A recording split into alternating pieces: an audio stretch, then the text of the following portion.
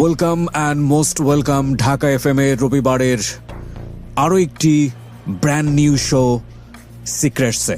আমি আরজি কিবরিয়া আপনাদের সবাইকে স্বাগত জানাচ্ছি 90.4 এফএম এ।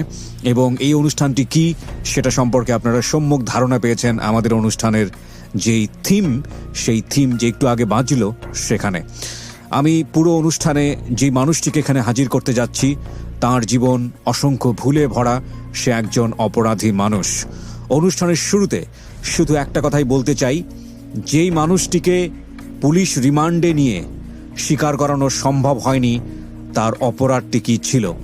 যে মানুষটি 14 মাস জেল খেটে স্বীকার করেনি সে আসলে অপরাধটা কী ছিল, সে এই প্রথম আমাদের সিক্রেটস অনুষ্ঠানের প্রথম পর্বে এসে স্বীকার করতে যাচ্ছে কি ভুল সে করেছিল। এবং তার কাছে যাবার আগে আমরা অনুষ্ঠানে যে কথাটি আপনাদেরকে বলতে চাই সেটা হলো, এই বিষয়টি এখনও বিচারাধীন, মামলাধীন আছে কোর্টে, এবং আমরা বিচার বিভাগের প্রতি সম্পূর্ণ আস্থা ও সম্মান প্রদর্শন করে সচেতনতার স্বার্থে তার কথাগুলো এখানে প্রচার করছি। আমাদের এই অনুষ্ঠানে কোনোভাবেই তাকে নির্দোষ প্রমাণ করা কিংবা তার পক্ষে যায় বিপক্ষে যায় এরকম কোনো বিষয় উপস্থাপন করা উদ্দেশ্য নয়। মূলত তার জীবনের সত্য ঘটনা এখানে মানুষকে সচেতন করবার জন্যে উপস্থাপন করা হচ্ছে। তবে বিষয়টি সম্পূর্ণরূপেই ইনভেস্টিগেটেড নয়। আমরা আপনাকে ফ্লোর দেবার আগে আরেকটি বিষয় আমাদের লিসনারদেরকে জানাচ্ছি। এখানে একজন সাইকিয়াট্রিস্ট থাকবেন, আমার দীর্ঘদিনের পরিচিত বন্ধুবর এবং শ্রদ্ধেয় ডক্টর তাজুল ইসলাম। তিনি জাতীয় মানসিক স্বাস্থ্য ইনস্টিটিউটের প্রফেসর। ডক্টর তাজুল ইসলাম, আপনাকে স্বাগত জানাচ্ছি আমাদের সিক্রেটস অনুষ্ঠানে, এবং আশা করছি আপনি পুরো অনুষ্ঠানই শুনবেন, ফোনে কানেক্ট থাকবেন আমাদের সঙ্গে। জি, আপনাদেরকে স্বাগতম। আমি আপনার সঙ্গে আছি, পুরো অনুষ্ঠানটা আমি মনোযোগ দিয়ে শুনবো। আপনি ফোনে আছেন এবং আশা করছি আমাদের এই নতুন যাত্রায় আপনি সার্বক্ষণিক সঙ্গী থাকবেন। ডক্টর তাজুল ইসলামের কাছে আমি পুরো ঘটনা জানানোর পর মতামত নেব, তবে তার আগে আমি ফ্লোর দিতে চাই আমাদের আজকের অনুষ্ঠানের গেস্ট যিনি আরিফ, তাকে তার একেবারে ব্যাকগ্রাউন্ড থেকে আমরা শুরু করব। আরিফ, ছোটবেলা থেকেই শুরু করতে চাই, এবং এই অনুষ্ঠানে নতুন নতুন মাত্রা যুক্ত হবে, সেটা আমি আজকেই বলবো না, আপনারা শুনতে থাকুন, আপডেটেড হবেন। আরিফ, আমাদের পরিবার তো এমনি একটু দরিদ্রতা ছিল। তো যখন আমি আমার মার গর্ভে আসলাম, তার 5-6 মাস পরেই আমার বাবা আরেকটা বিয়ে করে। জি। তো উনি আসলে মূলত বিয়েটা করে ওনার ছেলে হয় না দেখে। তো আসলে উনি তো আমি জন্ম হওয়ার 5-6 মাস আগে বিয়ে করে ফেলে। এরপর থেকে বাবা থেকে আমরা মোটামুটি আলাদা। তখন থেকে আমার বড় বোন ছিল, তো উনি মোটামুটি চাকরি করে আস্তে আস্তে আমাদের সংসারটা চালায় নেয়। তো আস্তে আস্তে বড় হই, স্কুলে যাই। স্কুলে ক্লাস 5 পর্যন্ত মোটামুটি ভালোভাবেই যাচ্ছিল আর কি। আচ্ছা। তো তখন ঢাকায় প্রাইমারি শেষ করে গ্রামে চলে যাই। গ্রামে চলে গিয়ে ওইখানে হাই স্কুলে ভর্তি হই। তো হাই স্কুলেও যাচ্ছিলাম, তো থাকে না এলাকার কিছু পোলাপান যেগুলা স্কুলে যায় না, তো ওদের সাথে আসলে এক পর্যায়ে বন্ধুত্ব হয়ে যায়। জি। তো তখন তো ওরা স্কুলে যায় না, তো আমারও ওদের সঙ্গ পেতে পেতে আর কি স্কুলে যেতে আর কি ইচ্ছে হয় না। তো এইভাবে চলতে চলতে একটা সময় স্কুলে যাওয়ার আপনাকে ফ্যামিলিতে কেউ শাসন করতো না যে আপনি স্কুলে যাচ্ছেন না? হ্যাঁ, এটা আমার মা তো অবশ্যই শাসন করতো। আপনি একটা মাত্র ছেলে ছিলেন আপনার ফ্যামিলি? হ্যাঁ। ওকে। তো আমার মা তো শাসন করতোই। তো আমি তারপরও হয় না, যে স্কুলে না যায় তার যত শাসন হোক তো কোনভাবে যাবে না। তো একটা পর্যায়ে স্কুলে যাওয়াটা টোটালি বন্ধ হয়ে যায়। কোন ক্লাসে থাকতে? ক্লাস 6-এ থাকতেই। ক্লাস 6-এ থাকতে। ওকে। আপনার বড় বোন চাকরি করছিল, সে তো পড়াশোনা করেছে? না, উনিও পড়াশোনা করেন। আসলে ওই যে বলে না, বাপের ওরকম আগ্রহ ছিল না। তো বাবা কি করতো? বাবা তখন কয়েক রকমের করতো, দোকান ছিল, এক পর্যায়ে সিকিউরিটি চাকরি করে। আচ্ছা। হ্যাঁ, মানে যখন যেটা হয় আর কি, একটা না থাকলে একটা, এরকম। ওকে। তো তারপর থেকে তো এরকম স্কুলে যাওয়া বন্ধ হয়ে যায়। তো কি করব, মোটামুটি 1 বছর এলাকাতে ঘুরলাম। ঘোরার পর টুকটাক কাজটা শিখলাম। তো তখন বাসা থেকে ঢাকায় পাঠায় দেয়। তো ঢাকায় আসি কাজের উদ্দেশ্যে। তখন আমার বোনের হাজব্যান্ড আর কি, তো উনি আমাকে একটা কাজে ঢুকাই দেয়। তো ওখানে কাজ করতে থাকি। তো একটা পর্যায়ে কাজ করতেছি, কাজ শিখতেছি। তো তখন ওইখান থেকেই আমার ক্রাইম জিনিসটা শুরু হয়। কিভাবে হয় সেটা? যখন আমি ওখানে ঢুকি তো তখন আমার 5টা পর্যন্ত কাজ ছিল। তো 5টার পরে আমাদের যে বসের ওনার ফোন ফ্যাক্সের দোকান ছিল। জি। তো ওইখানেই প্রথমত কিসের কাজ ছিল আপনার? কাজ ছিল কি ওখানে? আমার কাজ ছিল টেকনিশিয়ান, ইলেকট্রিক বলতে? House wiring. এগুলো আপনি পারতেন নাকি শিখছিলেন? শিখতেছিলাম। বয়স তখন কত আপনার? বয়স কত হবে? 14 বছর হবে। 14 বছর বয়স। এবং আপনি স্কুল ড্রপ আউট সেই সময়টাতে? হ্যাঁ। তারপর দোকানে সন্ধ্যার পরে বসতাম, ফোন ফ্যাক্সের দোকান ছিল। এটা কি ঢাকাতে? ঢাকাতে, বসুন্ধরাতে। হ্যাঁ, ওকে। তো ওইখানে মানে বসুন্ধরা সিটি না, রেসিডেন্সিয়াল এরিয়াতে। ওকে। তো ওইখানে সন্ধ্যার পর দোকানে বসতাম। তো ওখানে তখন তো ফোন 2 টাকা কল ছিল। জি। ওইখানে কল আসতো, তো ওইখান থেকে 2-4-5 কল মানে রিসিভ কল 2 টাকা ছিল নাকি? তখন 2 টাকা কল করা যেত। হ্যাঁ, তাহলে বেশি দিন আগের ঘটনা না? সাথে হবে 2007। ওকে। তখন ওইখান থেকেই 2-4-10 টাকা 20 টাকা আমি ওখান থেকে নিতাম। মানে চুরি করা শুরু করলেন? হ্যাঁ, ওইখান থেকে চুরি করা শুরু করলাম। তো ওইখানে আস্তে আস্তে যাই হোক, একটা পর্যায়ে ওইখানে একটা ফোন চুরি হয়ে যায়। তো ওইটার সাথে আমি তো আসলে জড়িত ছিলাম না। তো হয় না দোকানে কথা বলতে বলতে, তো আমি ছোট ছিলাম তখন, তো একসাথে 4-5 জন ঢুকছে। তো ওনার কথা বলতে বলতে ফোনটা নিয়ে চলে গেছে, আমি আসলে বুঝতে পারি নাই।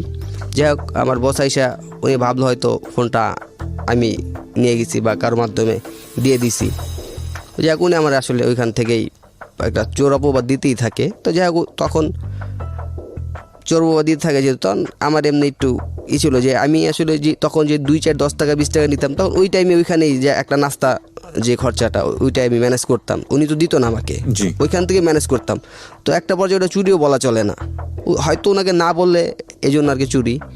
তো ওইখানেই খরচা করতাম। তো উনি একটা পর্যায়ে তো আমার মোবাইলের চুরির অপরাধটা দিয়ে দিল। তারপর ওইখান থেকে একটু জিদ চেপে যায় আর কি, যে চুরি তো করলামই না। তারপর উনি চুরির দোষটা দিয়ে দিল। তো তখন একটু বাড়তে থাকে ব্যাপারটা, চুরিটা বাড়তে থাকে।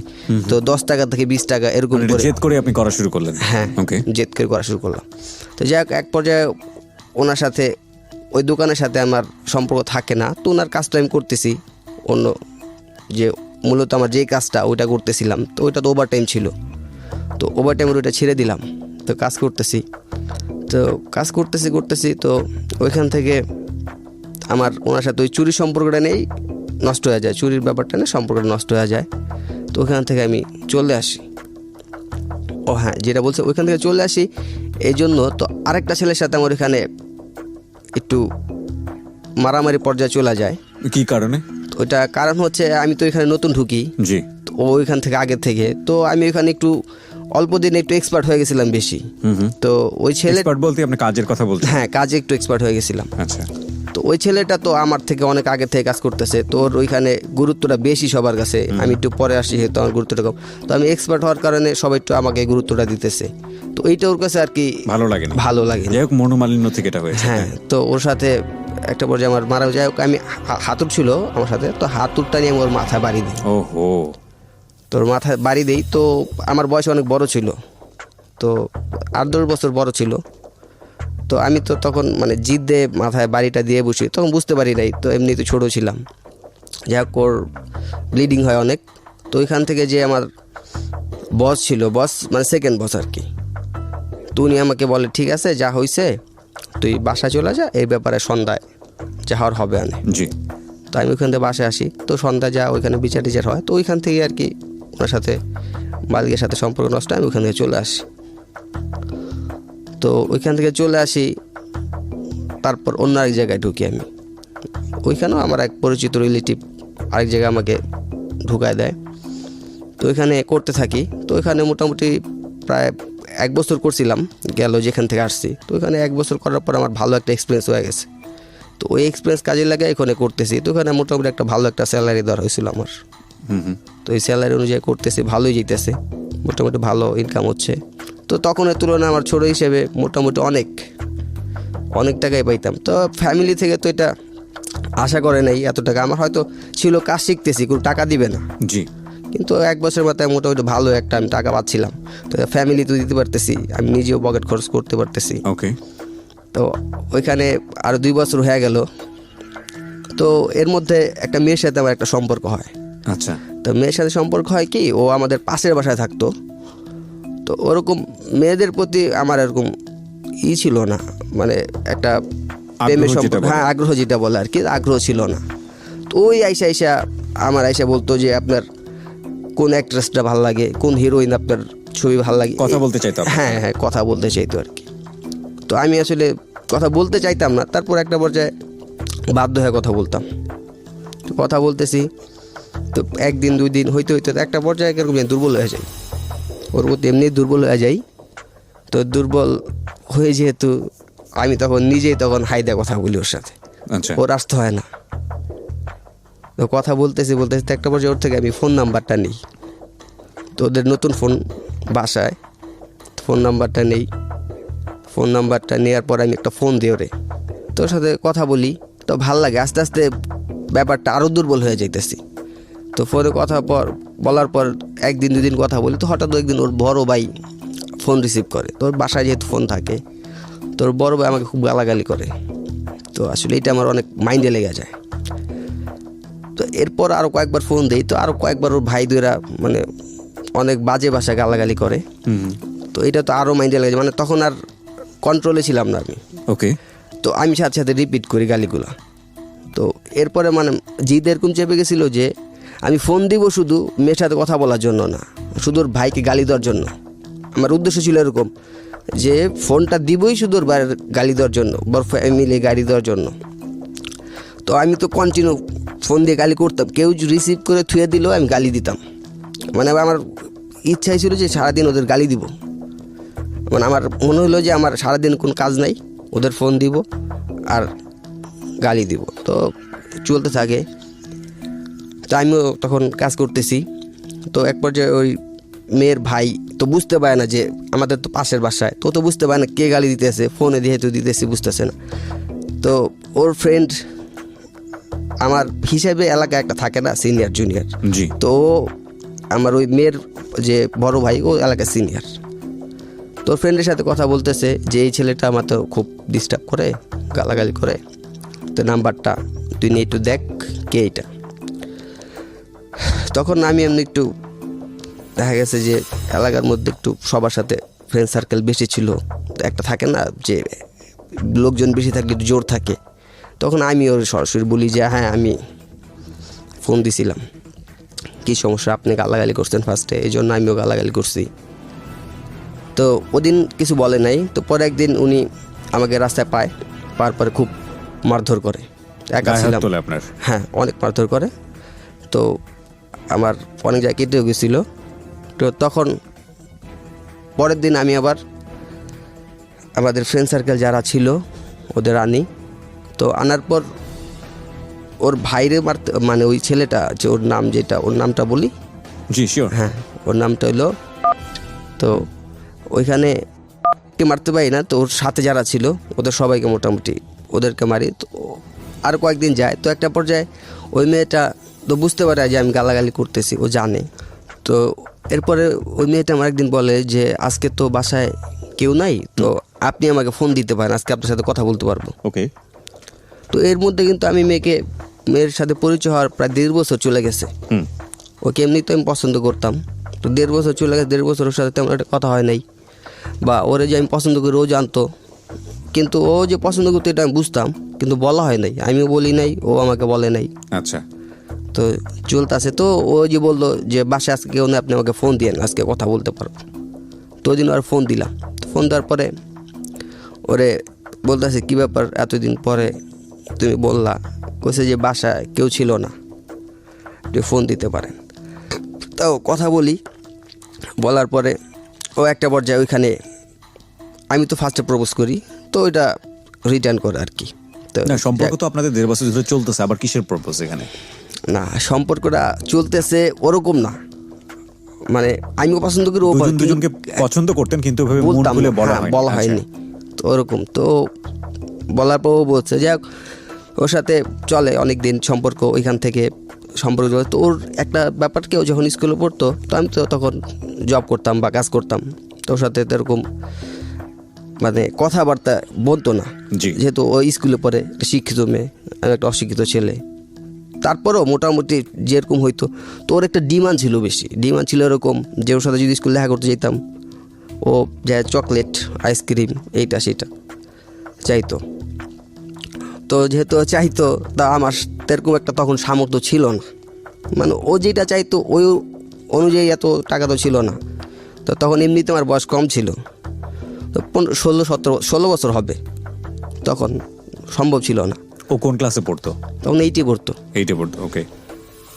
তো সম্ভব ছিল না তখন। যাক, ওর বার্থডেতে তেমন, যাক একটা বার্থডে আসে, তো বার্থডেতে এরকম একটা গিফট করতে পারি না আমি। তো নর্মালি যেগুলো গিফট করা যায় ওরকম, তো সামথিং ফুল। কিন্তু ওর হয়তো ডিমান্ড ছিল আরও বেশি অন্য কিছু। তো ওর সাথে আস্তে আস্তে সম্পর্কটা নষ্ট হতে থাকে, ওর চাহিদা নিয়ে সম্পর্কটা নষ্ট হতে থাকে। জি। তো আমি আরও 2-1 জন থেকে শুনলাম যে ও আরেকটা ছেলের সাথে সম্পর্ক স্টার্ট করছে। তো সম্পর্ক স্টার্ট করছে, এটা বুঝতে পারি আমি। ওর চাহিদা নিয়ে সম্পর্ক নষ্ট হতে থাকে, মানে হচ্ছে ও যেগুলো চাইতো সেগুলো আপনার পক্ষে মেটানো সম্ভব ছিল না, সম্ভব ছিল, বিকজ অত টাকা আপনি আর্ন করতেন না। হ্যাঁ হ্যাঁ ওইটাই। আচ্ছা, তো আরেকটা ছেলের সাথে শুনি যে মানুষ ছিল আর কি। হ্যাঁ, this is a very very important point, cause ওরা দুজনই কিন্তু বয়সের দিক থেকে ইম্যাচিউর, এবং যে কারণে ওদের ভেতরের এই বিষয়গুলো মারাত্মক রকমভাবে ইম্যাচিউরিটি রয়েছে, যে আসলে লাভ করলে রিলেশনশিপটা কেমন হয় বা সেটা আদৌ ওদের জানার বয়সটা আসলে ছিল না দুজনের পক্ষ থেকে। এই ব্যাপারটা এরকম। বলেন তারপর। হ্যাঁ, তো আমি বললাম যে তোমার তো এটা আগে বোঝা উচিত ছিল, তোমার ভাইকে তো এটা বলা উচিত হয় নাই। তো তোমার ভাই আমার গায়ে হাত তুলছে, এটা কি তোমার কাছে ভালো লাগছে না খারাপ লাগছে সেটা বলো আগে। তো ও বলতেছে যে আমি তোমার ভাইয়ের কাছে বলি নাই। তো আমি বললাম যে কে বলছে? তো তখন ওর সাথে একটা, ওর বান্ধবী বলা চলে, কিন্তু ওর সিনিয়র ছিল আর কি মেয়েটা। তো ও নাকি বলছে। তো যাই হোক, তারপরও আমার ওর প্রতি যে ভালোবাসাটা ছিল, তো ভালোবাসা এর আগে তো আস্তে আস্তে ঘৃণায় পরিণত হইতেছিল। তো এর মাঝখানে ও তো কথা যেহেতু বইলা গেল, আস্তে আস্তে আমিও আবার আগের মতো একটু বইলা গেলাম। তো তারপরে ওর সাথে যেহেতু একটা হয় না, একটা মেয়ে যদি কারো সামনে এসে হাইদা কিছু বলে, তো ছেলেটা একটা ডিমান্ড তো বেড়ে যায়, সবার ক্ষেত্রে এরকম হয়। তো আমার তখন একটু ডিমান্ড ছিল এরকম। ও তো নিজে হাইদেই বলছে, তো না না তোমার সাথে কথা বলা যাবে না। তো আমি তো মনে মনে আসলে পছন্দ করি, তো এটা হয়তো উপর দিয়ে ডিমান্ড দেখাইতেছিলাম। যাই হোক, 2-3 দিন পরে আবার ওর সাথে সম্পর্ক হয়। তো সম্পর্ক হওয়ার পর হ্যাঁ, ওর সাথে ঘুরতে যেতাম, বাইরে বের হইতাম। তো পাশের বাসা ছিল। তো একটা পর্যায়ে ও অনেকদিন পর আমাকে বলে যে আমার সাথে একটু দেখা করবেন রাত্রেবেলা। যাই হোক, আমি ওর সাথে রাত্রেবেলা, হ্যাঁ 12টার পরে ও বলে। তো পাশাপাশি বাসা, জি। তো ছাদ ছিল একটা, তো মাঝখানে আবার পার্টিশন দেওয়া ছিল, পাশাপাশি গেটও 2টা ছিল, ছাদ একটা ছিল। ছাদের সাথে দেখা করি। তো দেখা করার পর হ্যাঁ, ও আমাকে অনেক কিছু বলে যে আসলে আমি তোমাকে রিয়েল লাভ করি। তো আমি বললাম যে হ্যাঁ ঠিক আছে, রিয়েল লাভ করো, আমি বুঝতে পারি, আমিও তো তোমাকে রিয়েল লাভই করি। তো যাই এক পর্যায়ে ওর সাথে মানে অনৈতিক হইতে পারে, তো যাই হোক ওইখান থেকে চলে আসি। তো ওই যে একটা বললাম যে একটা ছেলের সাথে ঘুরতে গেছিলো তখন, তো ও তো ঘুরতে যায় নাই, হ্যাঁ ঘুরতে গেছিলো কিন্তু ওর ভাইয়ার সাথে ছিল। জি। ওর ভাইয়া ও আর ওই ছেলেটা, তো ওই ছেলেটা ওকে পছন্দ করতো। তো ছেলেটা, আমি যে পছন্দ করি ছেলেটা জানে। তো ছেলেটা, ওর সাথে সম্পর্ক তখন আমার রানিং, মানে খুব রোমান্টিক ছিল আর কি সম্পর্কটা। তো ওই ছেলেটা, যাই হোক আমি যাইতেছি, তো আমি আমার এক ফ্রেন্ড 2জন যাচ্ছিলাম। তো ছেলেটা আমাকে অ্যাটাক করে। তো ওর আরও অনেক বন্ধু বান্ধব ছিল, যাই হোক অনেক মারধর করে। তো স্টেম, ওরা ক্রিকেট খেলতেছিল, তো স্টেম ছিল, ব্যাট ছিল, মানে যে যেরকম পারছে আর কি, খুব মারধর করে। তো যাই হোক আমি ওইখান থেকে বাসায় চলে আসি। তো 2জন ছিলাম, কিছু তো করার সামর্থ্য ছিল না। তো বাসায় চলে আসি। তো বাসায় চলে আসা চিন্তা ভাবনা করি যে কেন মারলো আমাকে। তো এক পর্যায়ে চিন্তা করলাম যে হয় এই সম্পর্ক কারণ হইতে পারে। তো আমিও রাত্রেবেলা ফ্রেন্ড সার্কেল যারা আছে সবাই ফোন দিলাম, তো ভাই এরকম এরকম আমার তো মারছে, তো ওকে কী করা যায়। ওরা বলছে মায়ের বদলে তো মারি হতে পারে, এছাড়া আর কি। তখন আমরা সকালবেলা উঠি, ঘুমের থেকে সবাই একসাথে উঠি, ওর বাসায় যাই। তো এর আগে আমরা আবার আপনার ধারালো অস্ত্র নিয়ে যাই আর কি। ওকে, হ্যাঁ ছুরি যেটা থাকে এগুলো আপনারা নিয়ে যান? হ্যাঁ, তো 5 জন যাই কি আমরা। নেন? এই ছুরি, শুধু ছুরি একটাই নাকি আরো না, সাথে ছিল? 4টা নিয়ে গেছিলাম। 4টা ছুরি নিয়ে, ওকে। হ্যাঁ, তো সকালবেলা যাই ওর বাসার থেকে ওর উঠায় নিয়ে আসি। তো আমি মাথায় তো আমার এমনি আসলে খুন চেপে রয়েছে, তো আমি ওকে মারধর করি অনেক। তো আবার ছুরি দিয়ে যাই, তো ছুরি ধরে 2-3টা পোঁচও দেই, ও হো, পিঠের মধ্যে দিই। তো আবার ফ্রেন্ড যারা ছিল ওরা অনেক আটকাইছে আমাকে, তো তাও পারে নাই। তো আসলে ওরা যদি না আটকাইতে হয়তো ওইখানে খুন হয়ে যেতে পারতো। তো মাথাটা এরকম গরম ছিল। যাই হোক, ওইখান থেকে আসি। এই স্বভাবটা কি আপনার ছোটবেলা থেকেই ছিল? মানে আমি যেটা বুঝতে পারছি যে ছোটবেলা থেকে এক ধরনের এগ্রেসিভ ব্যাপার আপনার মধ্যে ছিল। হ্যাঁ, এটা হয়তো কি ব্যাপারটা, আমি মানে মাথা যতক্ষণ গরম থাকে তখন কি করতেছি এটা আসলে আমার শরীর থেকে মানে কি করতেছি ওটা মাথা থাকে না, কিন্তু মাথা যতক্ষণ গরম থাকে আর কি। ওই সময়টা কোনো হুঁশ থাকে না, হ্যাঁ, সেটা বুঝ হচ্ছে। থাকে না যেটা আর কি। ডক্টর তাজুল ইসলাম, আপনি স্ট্যান্ড বাই আছেন। এটাকে সাইকোলজির ভাষায় কি বলে, এবং এটার কোনো কিওর কি আদৌ আছে? যে এটা অত্যন্ত গুরুত্বপূর্ণ ব্যাপার। আমি অনেক অনুষ্ঠানে বা অনেক জায়গায় বলেছি যে পরবর্তী পর্যায়ে আমাদের যারা যে সমস্ত শিশু বা কিশোররা খারাপ হতে চায়, বখাটে হয়ে যায়, অথবা মাদকাসক্তি অথবা অপরাধে জড়িয়ে পড়ে, অথবা আমরা যাদেরকে খারাপ ছেলে বলি, ছেলে মেয়ে বলি, তাদের প্রধান বৈশিষ্ট্য থাকে যে তাদের কন্ডাক্ট ডিসঅর্ডার হয়, আচরণগত সমস্যা হয়। তার আবার সবচেয়ে ছোট কাল থেকে যে লক্ষণটা থাকে সেটাকে আমরা বলি টেম্পার ট্যান্ট্রাম। টেম্পার মানে মেজাজের যে ট্যান্ট্রাম, এটা কিন্তু এক এক বাচ্চার এক এক রকম। 2 ধরনের বাচ্চা আছে, একটা হচ্ছে ডিফিকাল্ট চাইল্ড, মানে আরেকটা হচ্ছে ইজি চাইল্ড। ডিফিকাল্ট ছেলেদের বাচ্চাদেরকে এই টেম্পার ট্যান্ট্রামটা, অর্থাৎ মেজাজের চড়া মেজাজের ইয়া থাকে। তারা যে কোনো জিনিস চাইলে যদি না পায় তখনই তাৎক্ষণিক ভাবে চিৎকার করে লুটিয়ে পড়ে, তারপরে মানে চিৎকার করতে থাকে, কিছু ভাঙচুর করতে থাকে। মানে তারা ছোটকাল থেকেই চড়া মেজাজের একটা লক্ষণ দেখায়, যেটা আপনি বলতে চাচ্ছিলেন যে ছোটকালে রাগী ছিল। রাইট।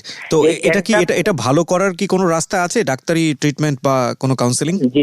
জি জি, অবশ্যই করতে হবে, এবং এটা খুবই important. Tajul Islam stand by থাকেন, প্রয়োজন আপনার সঙ্গে আবার যোগাযোগ করবো। ওকে, হ্যাঁ বলেন। হ্যাঁ, তো ওইখানে যাই হোক মাথা পোজ দিলেন আপনি। পোজ দেওয়ার পরে ওইখান থেকে চলে আসি। তো সবাই ওইখানে আসলে মানুষজন অনেক জ্বর হয়ে গেছিলো সকালবেলা। তো যারা গার্মেন্টসে যাচ্ছিল অনেক মানুষজন জ্বর হয়ে গেছিলো। তো ওখানে ওকে মেরে, ওখানে ও তো ছিল ওইখানেই। তো ওইখান থেকে চলে আসি।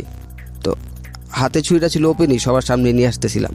তো ওরকম ভয়টা আসলে তখন কাজ করতেছে না, যে 4-5 জন লোক 4টা ছুরি নিয়ে আসতেছি, এত লোকজন, তা ছুরির মধ্যে ব্লাড লাগানো। তো ওরকম একটা যে ভয় কাজ করে, ওই ভয়টা ছিল না তখন। তো চলে আসলাম। আসার পরে আপনার অস্ত্রগুলা জায়গা মতো রেখে তো যে যার মতো চলে গেলাম। তো তখন চলে যাওয়ার পর আমি বাসায় বইলা দিই ঘটনাটা, এই কাজ করছি। আপনার নিজের বাসায়? হ্যাঁ। ওকে। তো আমি বললাম যে এরকম আমার তো গতকালকে এরকম মারছে, তো আমি মাথা ঠিক থাকে নাই, বুঝতে পারি না, আমি তো এই কাজ করে ফেলছি। পরে কোথাছে, ঠিক আছে তুই এখন বাসাতে চলে যা, দেখি কি হয়েছে, বাসাতে যা। তো যাওয়ার আমার বোনের হাজবেন্ড ছিল, তো ওনাকে ব্যাপারটা ভালো হয়েছে। তো উনি আবার এলাকায় মোটামুটি পরিচিত ছিল আর কি। জি। তো ওনাকে বলা হয়েছে, উনি আমার বললো যে ঠিক আছে তুমি আসো, ব্যাপারটা আমি দেখতেছি। তো আমি আসলাম। তো আসার পরে সন্ধ্যা একটা বিচারের সবাইকে ডাকা হইলো। তো ওইখানে গেলাম। তো আমি যা আমার বলার ছিল, ও আগে ফার্স্ট আমাকে মারছে, কেন মারছে এটা আমি জানতে চাইছি। তো কজ দেখাইছে অন্যরকম, যে আমি ওকে নাকি গালি দিছি। তো ওর সাথে ওরকম সম্পর্ক ছিলই না আমার। ও কজ দেখাইছে এরকম, আমি নাকি ওকে গালি দিছি, এই কারণে ওকে মারছে। তো যাই হোক, আমার বোনের হাজব্যান্ড উনি একটা মীমাংসা করে দেয়। তো ট্রিটমেন্টের টাকা কিছু দিয়ে আমরা মীমাংসা করে দেয়, যাক ওইখান থেকে চলে আসি। তো চলে আসার পরে ওই মেয়েটার সাথে সম্পর্ক তখন ছিলই। তো ওইখানে সম্পর্ক চলতেছে। তো ওইখানে ওর ভাই, ও মারামারির ব্যাপারটা হয়েছে কি, ওর ভাই ব্যাপারটা তখন এরকম ফুললি জানে যে ওর সাথে আমার একটা সম্পর্ক ঘনিষ্ঠ হয়ে গেছে। জি। তো ওর ভাই আবার আমাকে আবার মারে আর কি। তো ওর ভাই আবার ওই যে ছেলেটা ছিল বাবু, ওর সাথে হাত মিলিয়ে আমাকে আবার মারধর করে। এটা কি মানে ও সুস্থ হওয়ার পরে? হ্যাঁ, সুস্থ হওয়ার পরে। আপনি যে স্ট্রাইপগুলো করলেন মানে হ্যাঁ, এর 6-7 মাস পরে। তারপরেও ওরা এই লাইন ছাড়েনি? না, এর 6-7 মাস পরে আমাকে ওকে আবার মারে। যাই হোক, তো আমার প্রত্যেকটা মারে ওদের ছিল ওরকম ভাবে মারতে পারেন নাই, তো যাই হোক আমি যে কোনোভাবে পাশ করে আইসা পড়ি। তো এরপরে মারধর করার পর আমি আমার ফ্যামিলিরে জানাই ব্যাপারটা এরকম এরকম মারছে। তো এখন তোমরা কি বলো, আমি কি আবার এই কাজটা কি করব না করব না? তো ফ্যামিলি বলছে যে ঠিক আছে যাক, কিছু করার দরকার নেই, মারছে। তো আমার ওই বোনের হাজব্যান্ড যে মীমাংসা করে দিয়েছিল, তো ওনাকে বললাম, তো উনি বললো যে তোমার কিছু করার দরকার নাই, আমি দেখতেছি ব্যাপারটা। তো যাক, ওইখানে আরেকটা বিচার হইলো। তো বিচারে দেখা গেছে ওনারা মীমাংসা করে দিছে। তো ওইখানে মেয়ের সম্পর্কটা প্রকাশ হয়েছে আর কি, তো বিচারের মধ্যে যে ওর সাথে আমার একটা সম্পর্ক ছিল, এই কারণে ওরা আমাকে গায়ে হাত তুলছে। তো যে সবাই জানাজানি হয়ে গেছে। তো এক পর্যায়ে ওর সাথে আমার ওইখানে ব্রেকআপ হয়ে যায়, মেয়েটার সঙ্গে। হ্যাঁ, ওইখানে ব্রেক হয়ে যায়। তো ব্রেকআপ হয়ে যায় এরকম। তো ওনারা ব্রেকআপ করে, যেখানে ওনারা যারা বিচার করছে আর কি, তো ওনারা ব্রেক করে দেয় ব্যাপারটা। তারপর কন্টিনিউ আস্তে আস্তে চলতে থাকে, ওরকম না। তো এক পর্যায়ে ও আর আমার সাথে কথা বলে না। হঠাৎ আমি জানি না যে কী জন্য কথা বলে না। ও রাস্তা দেখলে পাশ কেটে চলে যায়, কথা বলতে চাইলেও বলে না, এরকম চলতে থাকে। তো এখানে খারাপ লাগে। তো যাই হোক, ওই এর আগে যে একটা আন্টি বলছিল যে ওর সাথে ঘুরতে গেছিল, তো ও আন্টি তো আমার সাথে মোটামুটি ফ্রি হয়ে গেছিলো। তো উনি বলতেছে যে এরকম এরকম দেখো, একটা মেয়ে আসলে কী চায় এটা তো বুঝতে হবে। একটা মেয়ে তোমার সাথে ঘুরতে যাবে, ঠিক আছে, মেয়েদের তো ডিমান্ড থাকে, তুমি ওরকম টাকা খরচা করো না, ঘুরতে নিতে পারো না, এরকম না করলে তো একটা মেয়ে থাকে না সবসময়। তো বুঝতে হবে, তুমি পছন্দ করো ঠিক আছে, তো না ঘুরতে যাবা, রিস্কা ঘুরবা, বাইরে ঘুরতে যাবা, রেস্টুরেন্টে যাবা, তো এরকম না করলে একটা মেয়ে থাকে না। ব্যাপারটা হচ্ছে এরকম। তো খালি মুখের ভালোবাসা থাকলেই তো হয় না। তো আমি বললাম আচ্ছা ঠিক আছে, যাই হোক বুঝতে পারছি ব্যাপারটা, ও হয়তো এই কারণে চলে গেছে। তো তখন আমি তো আর পছন্দ করতাম। তো আমি অনেক দিন 8-10 দিন অনেক কান্নাকাটি করছি, তো বাসায় কান্নাকাটি করছি। তখন 8-10 দিন তো আমি কোনো কাজ করি নাই, কাজে যাই নাই। তারপর থেকে কাজে যাওয়া শুরু করি। তখন মাথায় এরকম একটা চিন্তা থাকে যে আসলে টাকার জন্য কিন্তু আমি ওর পাইলাম না, বা ওর সাথে সম্পর্কটা আমার কন্টিনিউ হয় নাই। তখন একটা টাকা ইনকাম বা আর্ন করার লাগে একটা যে মন মানসিকতা অত্যন্ত বেড়ে যায় আমার, এটা বৈধ হোক অবৈধ হোক ওটা কথা ছিল না। আমার কথা হলো আমার টাকা দরকার, এরকম। তো জিদ ছিল এরকম যে টাকার জন্য হয়তো ওর সাথে রিলেশনটা কন্টিনিউ হয় নাই, ব্রেক হয়ে গেছে মাঝখানে। তো তখন আমি মাথায় আসে আপনার যেভাবেই হোক না কেন টাকা ইনকাম করতে হবে। হ্যাঁ, নোট অন দ্যাট পয়েন্ট প্রিয় শ্রোতা। যেটা বলি সবসময় যে প্রত্যেকটা গোপন সত্যের পেছনে একটা শক্তিশালী ব্যাকগ্রাউন্ড থাকে, আর সেই সত্যটাই গোপন হয় যে সত্যের সাথে ভয়াবহ রকমের অপরাধ জড়িয়ে থাকে, কিংবা যে সত্য প্রকাশ পেলে ভয়াবহ রকমের অপরাধ হবার সম্ভাবনা থাকে। আজকে যে সত্য ও এখানে প্রকাশ করছে সেটার পেছনে ভয়াবহ অপরাধ জড়িয়ে আছে, এবং সেটা প্রকাশ করলে মানুষ অপরাধ থেকে দূরে সরে আসবে। ওর ভেতরে ওর যে বয়স, সে বয়সে ও মিসগাইডেড হচ্ছে। ওকে এই মেসেজটা যদি কেউ দিত যে এটা আসলে অল্প বয়সী একটা লাভ, ওই মেয়েটার ক্ষেত্রে যেটা হয়েছে যে ক্লাস 8-এ পড়া অবস্থায় সেটা সে ফিল করেছে, একটা পরিণত বয়সে গিয়ে সেই লাভটা সে ফিল করছে না, যেটা অ্যাডোলেসেন্স পিরিয়ডে হয়। আরেকটা বিষয় যেটা, ওকে যদি কেউ এভাবে বোঝাতো যে যদি মেয়েটা ওরকম হয়েই থাকে যে আসলে সে লাভ করেছে পয়সা কুটির জন্যে, তাহলে ওই মেয়েটা লাভ আসলে সত্যিকারের লাভ ছিল না, এটা যদি বোঝাতো ওকে, তাহলে হয়তো ওর যেই চিন্তাভাবনাটা ওর মধ্যে গ্রো করেছে যে না পয়সা করি হলেই লাভ পাওয়া যায়, সেই চিন্তাভাবনাটা হয়তো ওর মধ্যে গ্রো করতো না। So this is the background, এবং খুবই খুবই খুবই শক্তিশালী ব্যাকগ্রাউন্ড। আমরা এখান থেকেই ফিরবো।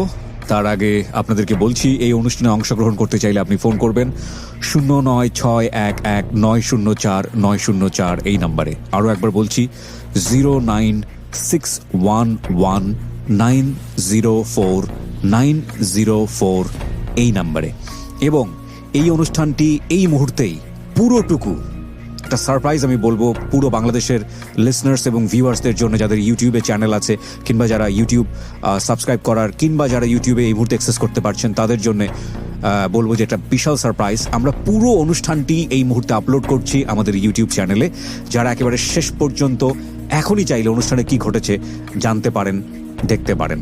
আমাদের ইউটিউবের ঠিকানা হচ্ছে www.youtube.com/DFM904। আরও একবার বলছি www.youtube.com/DFM904। DFM 904। Please subscribe this channel এবং একই সাথে আপনারা আপ টু ডেট থাকবেন নোটিফিকেশন অন করে। ফিরে আসছি ছোট্ট একটা বিরতির পর। Secrets, something beyond entertainment.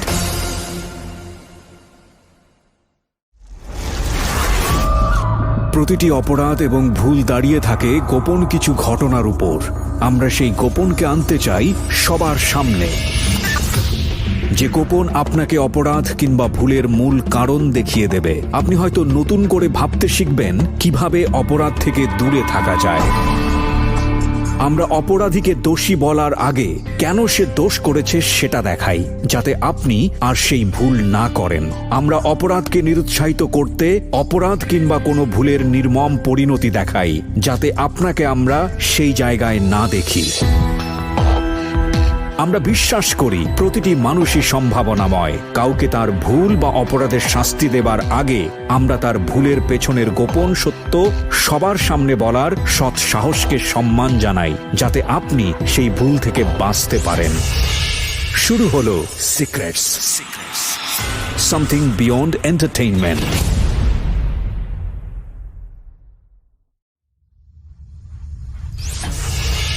Secrets, something beyond entertainment.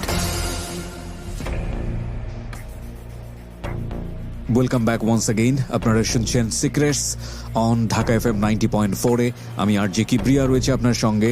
আর যারা ঢাকা FM এর ফেসবুকে কানেক্টেড আছেন তারা দেখতে পাচ্ছেন আমাদের গেস্টকে। ফেসবুকের ঠিকানা হচ্ছে facebook.com/ilovedhakafm।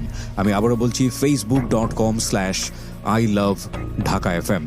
ইউটিউবে পুরো অনুষ্ঠানটি এই মুহূর্তে আপলোড করা হয়েছে। আপনারা চাইলে পুরো অনুষ্ঠানটি ওখান থেকে ডাউনলোড করতে পারেন, শুনতে পারেন। আমাদের ইউটিউবের ঠিকানা হচ্ছে youtube.com/DFM904। আমি আবারও বলছি youtube.com/DFM904।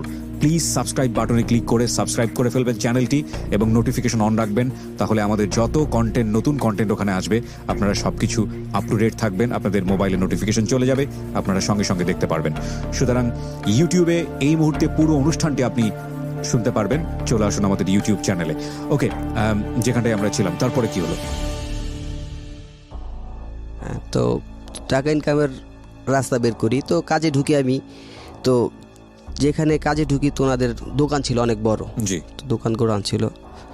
তো এখানে তো এমনি আমি মান্থলি একটা বেতন পাইতাম। তো বেতন থেকে আমার হইতো না, তখন আসলে ওইখান থেকে আমি সিগারেট খাওয়া স্টার্ট করি। তো সিগারেটের 2-3 মাসের মাথায় ওইখান থেকে গাঁজা খাওয়া স্টার্ট করি। আচ্ছা, হ্যাঁ, সিগারেটের মাথায় গাঁজা শুরু হয়ে যায়। তো যা গাঁজা শুরু হয়ে যায় ডিপ্রেশন থেকে, মানে মেয়েটার সঙ্গে সম্পর্কটা ভেঙে গেল এই কারণেই? হ্যাঁ হ্যাঁ। আচ্ছা, তো ওইখানে গাঁজা স্টার্ট করার। আপনি তো জানতেন সিগারেট খাওয়াটা খারাপ, জানতেন কিনা? অবশ্যই আপনি জানতেন যে, আপনি যেটার কথা বললেন যে গাঁজা, এবং এটা খাওয়াটাও শরীরের জন্য খারাপ, জানতেন এটা? হ্যাঁ। জানার পরেও আপনি এটা কেন করতেন? ওই যে মানে একটা কষ্টের মধ্যে, মানে প্রত্যেকটা জিনিসই তো জানতাম। এই যে চুরি করা যে খারাপ, এটাও তো জানতাম এক্স্যাক্টলি, কিন্তু ওইটা কন্ট্রোল করতে পারতাম না। যাই হোক, আমার মাথায় একটা জিদ ছিল যে টাকা ইনকাম করতে হবে। না, কিন্তু সিগারেট গাঁজার প্রশ্নটা আমি এই কারণে করছি, আমরা সবাই যারা ধূমপান করি তারা জানি যে এটা খারাপ, তারপর আমরা করি। কেন করি? হ্যাঁ, এটা করি আসলে মানুষের গাঁজা বা সিগারেট এগুলো মানুষের ইমোশন নিয়ে খেলে। আচ্ছা, ইমোশন আসলে দমায় রাখে। আপনার কি মনে হয়েছে যে এটা খেলে হয়তো বা ইমোশনটা দমিয়ে থাকবে, ওর প্রতি ওই ধরনের অনুভব হবে না, একটু পাগলামোটা অন্যরকম ভাবে হবে, ফিলটা একটু অন্যরকম ভাবে? বিষয়টা কি এরকম ছিল? হ্যাঁ, অবশ্যই এরকম না থাকলে। এবং এটা খাওয়ার পরে কি আপনি ফিলটা পেতেন? মানে এরকম হতো যে মেয়েটাকে আপনি ভুলে আছেন, আপনার মধ্যে রাগ নেই, ক্ষোভ নেই, দুঃখ নেই, এরকম কি হতো? না, আসলে এরকম হতো না। যে খাওয়ার পর হয়তো আমার কাছে যেটা মনে হয়েছে যে খাওয়ার পর ভালোবাসাটা বেশি করে জেগে যেত। এক্স্যাক্টলি, এই প্রশ্নটা এই কারণেই করলাম প্রিয় শ্রোতা, যারা এই ধরনের একটা অ্যাজাম্পশন নিয়ে ড্রাগের দিকে যান তারা আসলে ভুল সিদ্ধান্ত নেন, বরং সেটা আরো আপনার জাগিয়ে দেয় ভেতরে।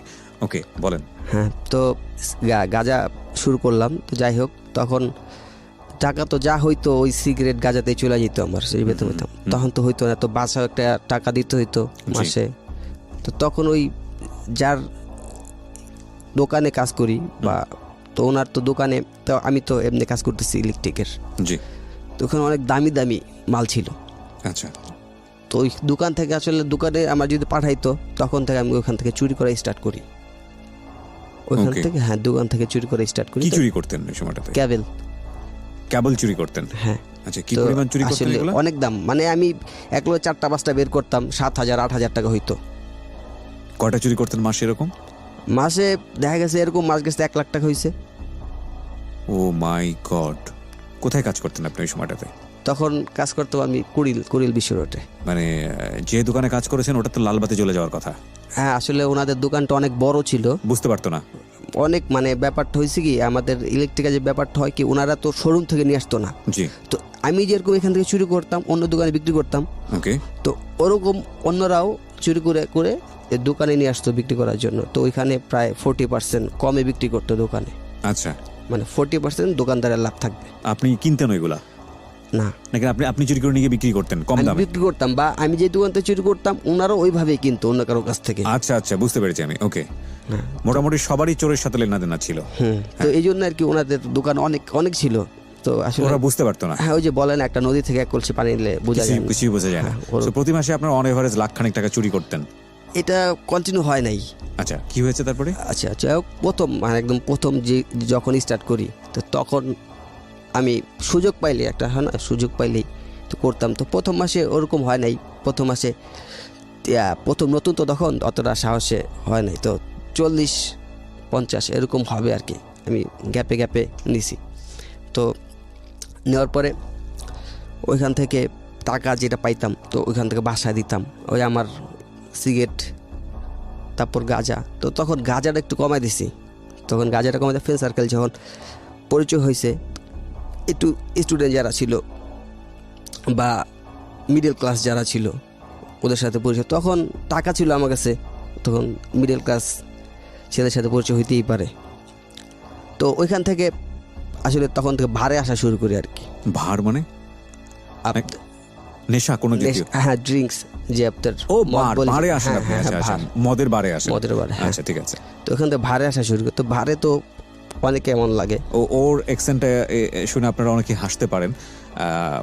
মনে রাখতে হবে প্রিয় শ্রোতা, ও লেখাপড়া বা ওর যে এডুকেশনাল ব্যাকগ্রাউন্ড সেখান থেকে ও বার শব্দটাকে এভাবে উচ্চারণ করছে, এটা আসলে খুব বেশি সিরিয়াসলি নেবার দরকার নেই। বাট ওর গল্পটা কি সেটাই হচ্ছে মূল বিষয়, মেসেজটা হচ্ছে মূল। ওকে, সো ওই জায়গাটাই আমরা ফোকাস করি। বলেন। হ্যাঁ হ্যাঁ, তো ওইখান থেকে ভাড়া যেতাম। তো ওইখানে যাওয়ার পরে দেখা গেছে 5,000-6,000 টাকা খরচ। ড্রিঙ্কস করা শুরু করতেন। এই ড্রিঙ্কসটা কি আপনি একা করতেন না সাথে কাউকে নিতেন? না না, ফ্রেন্ড সার্কেল ছিল, 2-3 জন যাইতাম, 4 জন যাইতাম। আপনি টাকাটা দিতেন? হ্যাঁ। ওরা কখনো প্রশ্ন করেছে আপনাকে টাকাটা কোত্থেকে আসে? হ্যাঁ, ওরা জানতো। ওরা জানতো যে আপনি চুরি করেন? হ্যাঁ। তখন ওইখানে টাকা খরচ করতাম ভাড়া। তখন গাঁজা খাওয়াটা একটু কমাই দিছি। তো তখন গাঁজাটা মনে হচ্ছিল আসলে তুচ্ছ জিনিস, কিছু মনে হতো না। তখন আসলে ভাবতাম, যেটা ভাবতাম আছে এগুলো তো ছোটো লোকেরা খায়, এরকম ভাবতাম। তখন তো ওই মদ খাওয়া স্টার্ট করছি, পকেটে পয়সা ছিল। হ্যাঁ, এরকম একটা ভাব ছিল আর কি। তো যাক, ওই দেখা গেছে যে টাকা ইনকাম করতাম, তারপর শপিং করতাম। টাকা তো তখন অনেক, মানে আমার মতো ছেলের কাছে এত টাকা, মানে আমার তো মানে প্রতিদিনই চান রাত। ওকে, প্রতিদিনই চান রাত? হ্যাঁ, এরকম। তো দেখা যায় শপিং করতাম, প্রতিদিনই কম বেশি শপিং করতাম। তো টাকা তো ওইখান থেকে আসতেছে। তো প্রথম স্টার্ট করার পর ওনা তো বুঝে নাই। তো যাই হোক, দ্বিতীয় মাসে ডাবল হয়ে গেছে টাকাটা, ইনকাম চুরির ব্যাপারটা ডাবল হয়ে গেছে। 1,00,000 টাকার মতো ইনকাম করছি। তো ওই দেখা গেছে মদ খাইতে খাইতে শেষ হয়ে গেছে, ফ্রেন্ড সার্কেল না খাইতাম। তো দেখা গেছে এরকম একটা পর্যায়ে আসছে যে ফ্রেন্ড সার্কেলটা যদি সিগারেট খাইতো আমার জন্য অপেক্ষা করতো, বা দোকানে ওরা খাইতো, আমি এসে ওদের টাকা দিয়ে দিতাম। এরকম মানে টাকা ছিল যেহেতু চুরির টাকা, জি, ওরা বুঝতো যে চুরির টাকা যেহেতু ওর থেকেই খাই, তো এরকমই দিতাম। তো দিতেছি আস্তে আস্তে, ওইখানে বেশি দিন করতে পারি না। তো ওনাদের গোডাউনটা চেঞ্জ করে, যাই হোক ওনারাও বুঝতে পারে না, তখন গোডাউনটা চেঞ্জ করে 4-5 মাসের মতো হয় আর কি, এরকম চুরি করতে পারি। তো এরপরে কাজ করতেছি, কাজ করার পরে আরেক দিন যা খুব রিস্কে চুরি করি, তো ওনারা বুঝতে পারে, আমার ধরে। তো ধরার পরে আসলে তো মারধর তো করে না, পুলিশও দেয় না, তো আমার বের করে দেয় আর কি। এটা কয় মাস পরের ঘটনা? বছরখানেক পরে।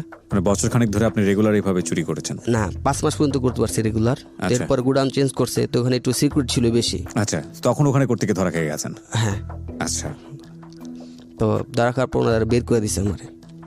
তো বের করে দেওয়ার পর তখন কাজের একটা যে সন্ধান করব বা টাকা তো দরকার, তখন তো ফ্যামিলিতে টাকা দিতেই হয় আমার। জি। আমি এতদিন দিয়ে আসছি, এখন দিতে পারবো না, কারণ কি বা আমাদের ফ্যামিলি তো ইনকাম করার মতো ওরকম সবাই ছিল না, সবাই আপনার উপর ডিপেন্ড ছিল। আমার উপর। হ্যাঁ, তখন ওই যে বোন আমাকে বড় করছিল, তো বিয়ে হয়ে গেছে, জি। তা ডিপেন্ড তো আমার উপরেই তখন ছিল, ফ্যামিলি চলতো তখন আমার উপরেই। তো ফ্যামিলি বলতে গেলে আমি আর আমার মা, এছাড়া আর কেউ ছিল না। আমার ভাই তো আমি একাই ছিলাম, বোন তো সবার বিয়ে হয়ে গেছে। তো আর দেখা গেছে যে আমার যেভাবে হোক ঢাকায় তো ভাড়া থাকি, তো ভাড়ার টাকা তো মাসে শেষে জোগাড় করতেই হবে। এটা যদি কেমন হয়ে যায় তারপর তো জোগাড় করে দিতেই হবে, বাইরে আলাদা তো বাসাতে বের করে দিব, এরকম ব্যাপারটা। তো যাই হোক, ওইখানে এখন ইনকামের কোনো সোর্স খুঁজে পাইতেছিলাম না, যে কোথায় যাব কি করব, মানে কাজের সন্ধানও খুঁজে পাইতেছি না তখন। তখন কি করব, তো তখন আমার এলাকা থেকে তো যাদের সাথে এতদিন ছিল সম্পর্ক, তো ওদের সাথে সম্পর্ক আস্তে আস্তে কমাই দিছি।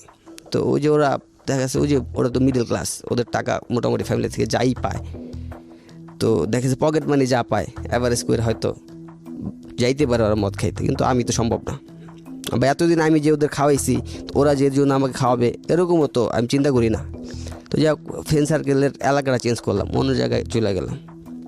তো অন্য জায়গায় যাওয়ার পরে তো ওরা আসলে হ্যাঁ থার্ড ক্লাস বা লো ক্লাস যাই বলি, ওইরকমই ওরা। তো ওরা স্টার্ট ওদের থেকে যে ক্রাইমটা শুরু হয়েছে, তো ওরা এখান থেকেই দেখা গেছে এর আগে ওরা আগে পরে কয়েকবার করছে, মানে কিডন্যাপ যেটা বলি আর কি। কিডন্যাপ করেছে। আমি যদি এখানে একটু পজ দিয়ে আপনাকে পুরো বিষয়টা আরেকবার একটু জানার জন্য বলি, আপনি কাদের সঙ্গে মেশা শুরু করলেন ওই সময়টাতে যখন আপনার চাকরি নেই? হ্যাঁ, তখন আমার পাশের এলাকায় কিছু পরিচিত যারা এই বন্ধু-বান্ধব কাজটা ছিল, করতো, যারা এই কাজটা করতো। হ্যাঁ। আপনি তা আমি জানলেন তখন কিভাবে? জানতাম না। আপনি না। তখন জানলেন কিভাবে তাহলে? হ্যাঁ, ওরা আমি যখন ওদের এখানে ঢুকলাম, তো একসাথে চলাফেরা করতেছি, যাই হোক 2-3 মাস ওদের সাথে সম্পর্ক। তো ওদের বলতেছি, ভাই দেখ চাকরি বাকরি তো নাই, টাকা পয়সা দরকার, তো টাকা পয়সা না হলে তো ফ্যামিলিও চলতে পারতেছে না, নিজের পকেট খরচ চালাতে পারতেছি না। তো তখন এমনিও সিগারেট তো কন্টিনিউ হইতেছে, তখন তো মদেরও একটা নেশা ছিল হালকা, তেমন নেশা ছিল না যে খাইতে বই এরকম কিছু না। তো হয়তো তখন দেখা যাচ্ছে 2-3 দিন পর খাইতাম, এখন তো মাছও খাইতে পারতেছি না।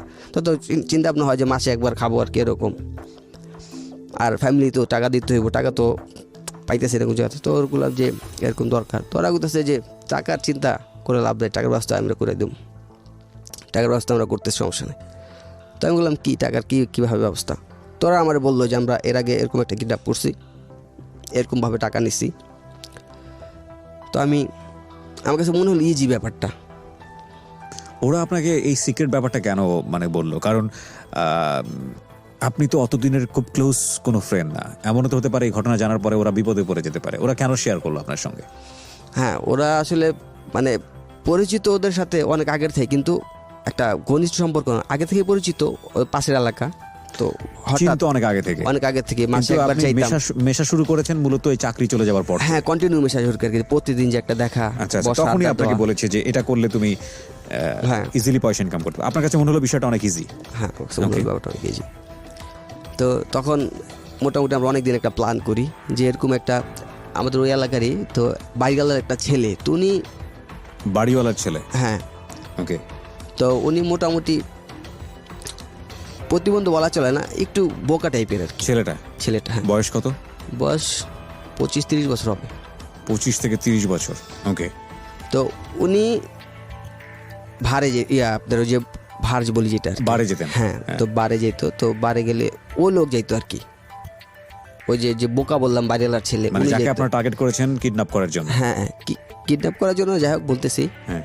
তো উনি মদ খাইতো, তো খাওয়ার পর আসতো, তো ওনার যে বাপ আর কি, তো ওনার বললাম যে আপনার ছেলে তো এই ব্যাপার এই করে, এরকম জায়গায় যায়, তো মেয়ে আছে, মেয়েদের সাথেও যায় ঘুরে ফিরে। যাই হোক, কেন বললেন এটা বলছি মানে ওনার বলবো আর কি, আপনার ছেলে তো এরকম রাস্তায় রাইখা দিব বা ফিটিং দিব, অন্য মেয়ের সাথে বিয়ে করাই দিব এরকম। ও আচ্ছা, মানে একটা ভয় ঢোকানো। হ্যাঁ। ভয়টা কেন ঢোকাচ্ছেন? যে টাকা নিব ওনার থেকে। আচ্ছা, মানে আপনার এটাকে বলে ধাপ্পাবাজি, সহজ হিসাব যেটা। হ্যাঁ। হ্যাঁ। তো ওনাকে বললাম যে এরকম আপনার ছেলে তো এই কাজ করে, আপনার ছেলে তো বিপদে পড়ে যাবে আর কি, এরকম ভাবে বলতেছে, আপনার ছেলে বিপদে পড়ে যাবে, আপনার ছেলে তো লাইফটা ড্যামেজ হয়ে যাবো, কিরকম বলতেছে। যে আপনার ছেলে এরকম এরকম বাদে যায়, মেয়েদের সাথে ঘোরাফেরা করে, রাস্তায় কেউ যদি ধরে বিয়ে করায় দেয় বা আটকায় যদি মাইরে টেরা ফেলে, কী করবেন আপনি তখন?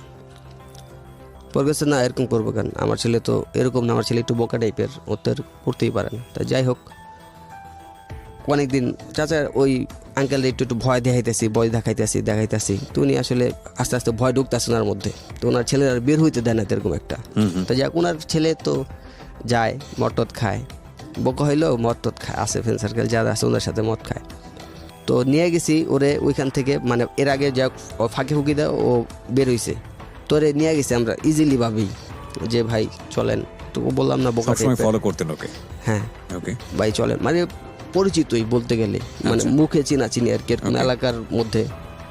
তো একটু দূরে নিয়ে গেলাম ওরে ভাই, তো উনি তো মদ খায় আসছে, তো ভাই এই ব্যাপার কী ব্যাপার, আপনি এত এত মদ খান, আমগর তো কিছু খাওয়াইলেও পারেন। উনি আমাদের বুঝিয়ে দেখাচ্ছে কী ব্যাপার, মানে তুই তো গাড়ি ভাই তখন খাওয়াম গেলে ব্যাপার কি, সমস্যা কি? তো যাক, তো ওনাদের মানে হঠাৎ হয়ে গেছে ব্যাপারটা যে ওনারে তখন আমরা নিয়ে আটকে রাখছি, দইরা বাইন্দা থুয়া দিছি। তো মাঠ ছিল আমাদের একটা, তো এলাকায় একটা মাঠ ছিল, তো জঙ্গল টাইপের বলতে গেলে একটা পরিত্যক্ত খালি বাড়ি যদি পড়ে থাকে ওরকম। তো ওখানে যা কোনো বাইন্দা থুয়া দিছি, তো আঙ্কেলের ফোন দিছি, এরকম আপনার ছেলের তো এরকম জায়গা পাইছি। পরিচয় দিয়েই ফোন দিছেন নাকি অপরিচিত হিসেবে ফোন দিছেন? পরিচিত হয়েই ফোন দিছি, মানে যারা, মানে আপনি যে কথা বলতেন, তো আপনি নিজের পরিচয়? হ্যাঁ, মানে এর আগে তো ওনাকে ভয় ঢুকাইতাম, তো এরকম আপনার ছেলে তো এরকম পাইছে, তো ওনার তো আগে থেকে বলতাম যে আপনার ছেলের পাইলে কিন্তু এরকম মানে ফিটিং দিব আর কি। আপনি দিবেন সেটা বলতেন না, বলতেন কেউ না কেউ দিবে, তাই তো? না, বলতেছি কেউ না কেউ দিব বলতে এরকম না, যে আমাদের যারা ফ্রেন্ড সার্কেল যারা ছিল, তো ওদের পরিচয়টা দিতাম আর কি। আচ্ছা, ওকে। মানে উনিও চিনতো, ওরাই তো, ওরা তো দেয় মোটামুটি। কিন্তু ওনাকে ধরে গিয়ে যে আপনারা বেঁধে রেখেছেন, সেখানে তো আপনিও ছিলেন। হ্যাঁ, তো আপনাকে তো দেখেছে সেই ছেলেটা? হ্যাঁ দেখেছে। ওকে, ওইখানে ওনার ফোন দিছি, তো আপনার ছেলে এরকম মদ খেয়ে রাস্তায় পড়ে আছে, ধরছি, এখন আপনার ছেলের তো মনে হয় আটকে রাখবো, পোলাপান আছে। তার মানে আপনাকে বাড়িওয়ালার বা আশেপাশের লোকজন মোটামুটি সন্ত্রাসী হিসেবেই চিনতো, আমি যদি ভুল না করে থাকি? না, আমাকে না, মানে পুরো সার্কেলটাকে? হ্যাঁ, অন্য সার্কেল, আমি তো এখানে নতুন, ওই সার্কেলে নতুন। মানে ওই সার্কেল ওরা যে দেখা যাচ্ছে যে হয় না যে রাস্তায় ছেলে মেয়ে কথা বলতেছে, আটকে ধরা ফিটিং খাওয়া, ওরকম ওরা করতো। আচ্ছা, ওই আপনি যাদের সঙ্গে মিশতেন? হ্যাঁ। বিরতি নেব এখানে আরো একবার, আমরা ছোট্ট একটা বিরতি নিচ্ছি, ঠিক রাত 12টায় ফিরে আসবো। এই ফাঁকে আপনাদের সবাইকে মনে করিয়ে দিচ্ছি একটি নাম্বার যেটি আপনারা মোবাইলে সেভ করে ফেলবেন, এবং এই নাম্বারে ফোন করে অলওয়েজ আমাকে পাবেন বলতে হচ্ছে আপনি যে কথাগুলো বলবেন ওখানে, সেগুলো আমার কানে আসবে, সেই রেকর্ড কলগুলো আমার কানে আসবে, মানে আমাকে দেয়া হবে। সো যারা জীবন গল্পে আসতে চান কিংবা এই সিক্রেটস অনুষ্ঠানে আসতে চান, অংশগ্রহণ করতে চান, প্লিজ আমাদেরকে ফোন করুন এই নাম্বারে 09611904 আমি আবারও বলছি 09611904904। ফিরে আসছি রাত 12টায়। Secrets, something beyond entertainment.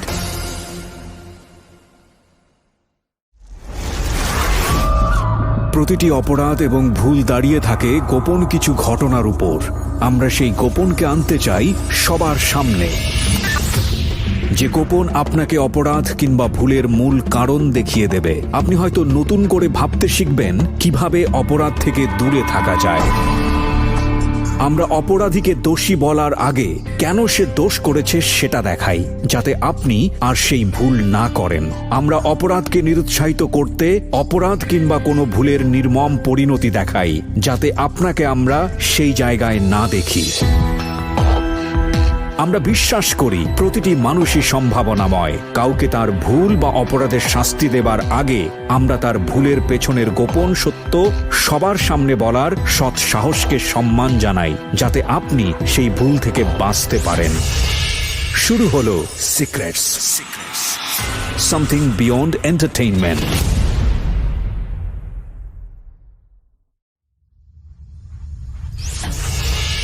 Secrets, something beyond entertainment.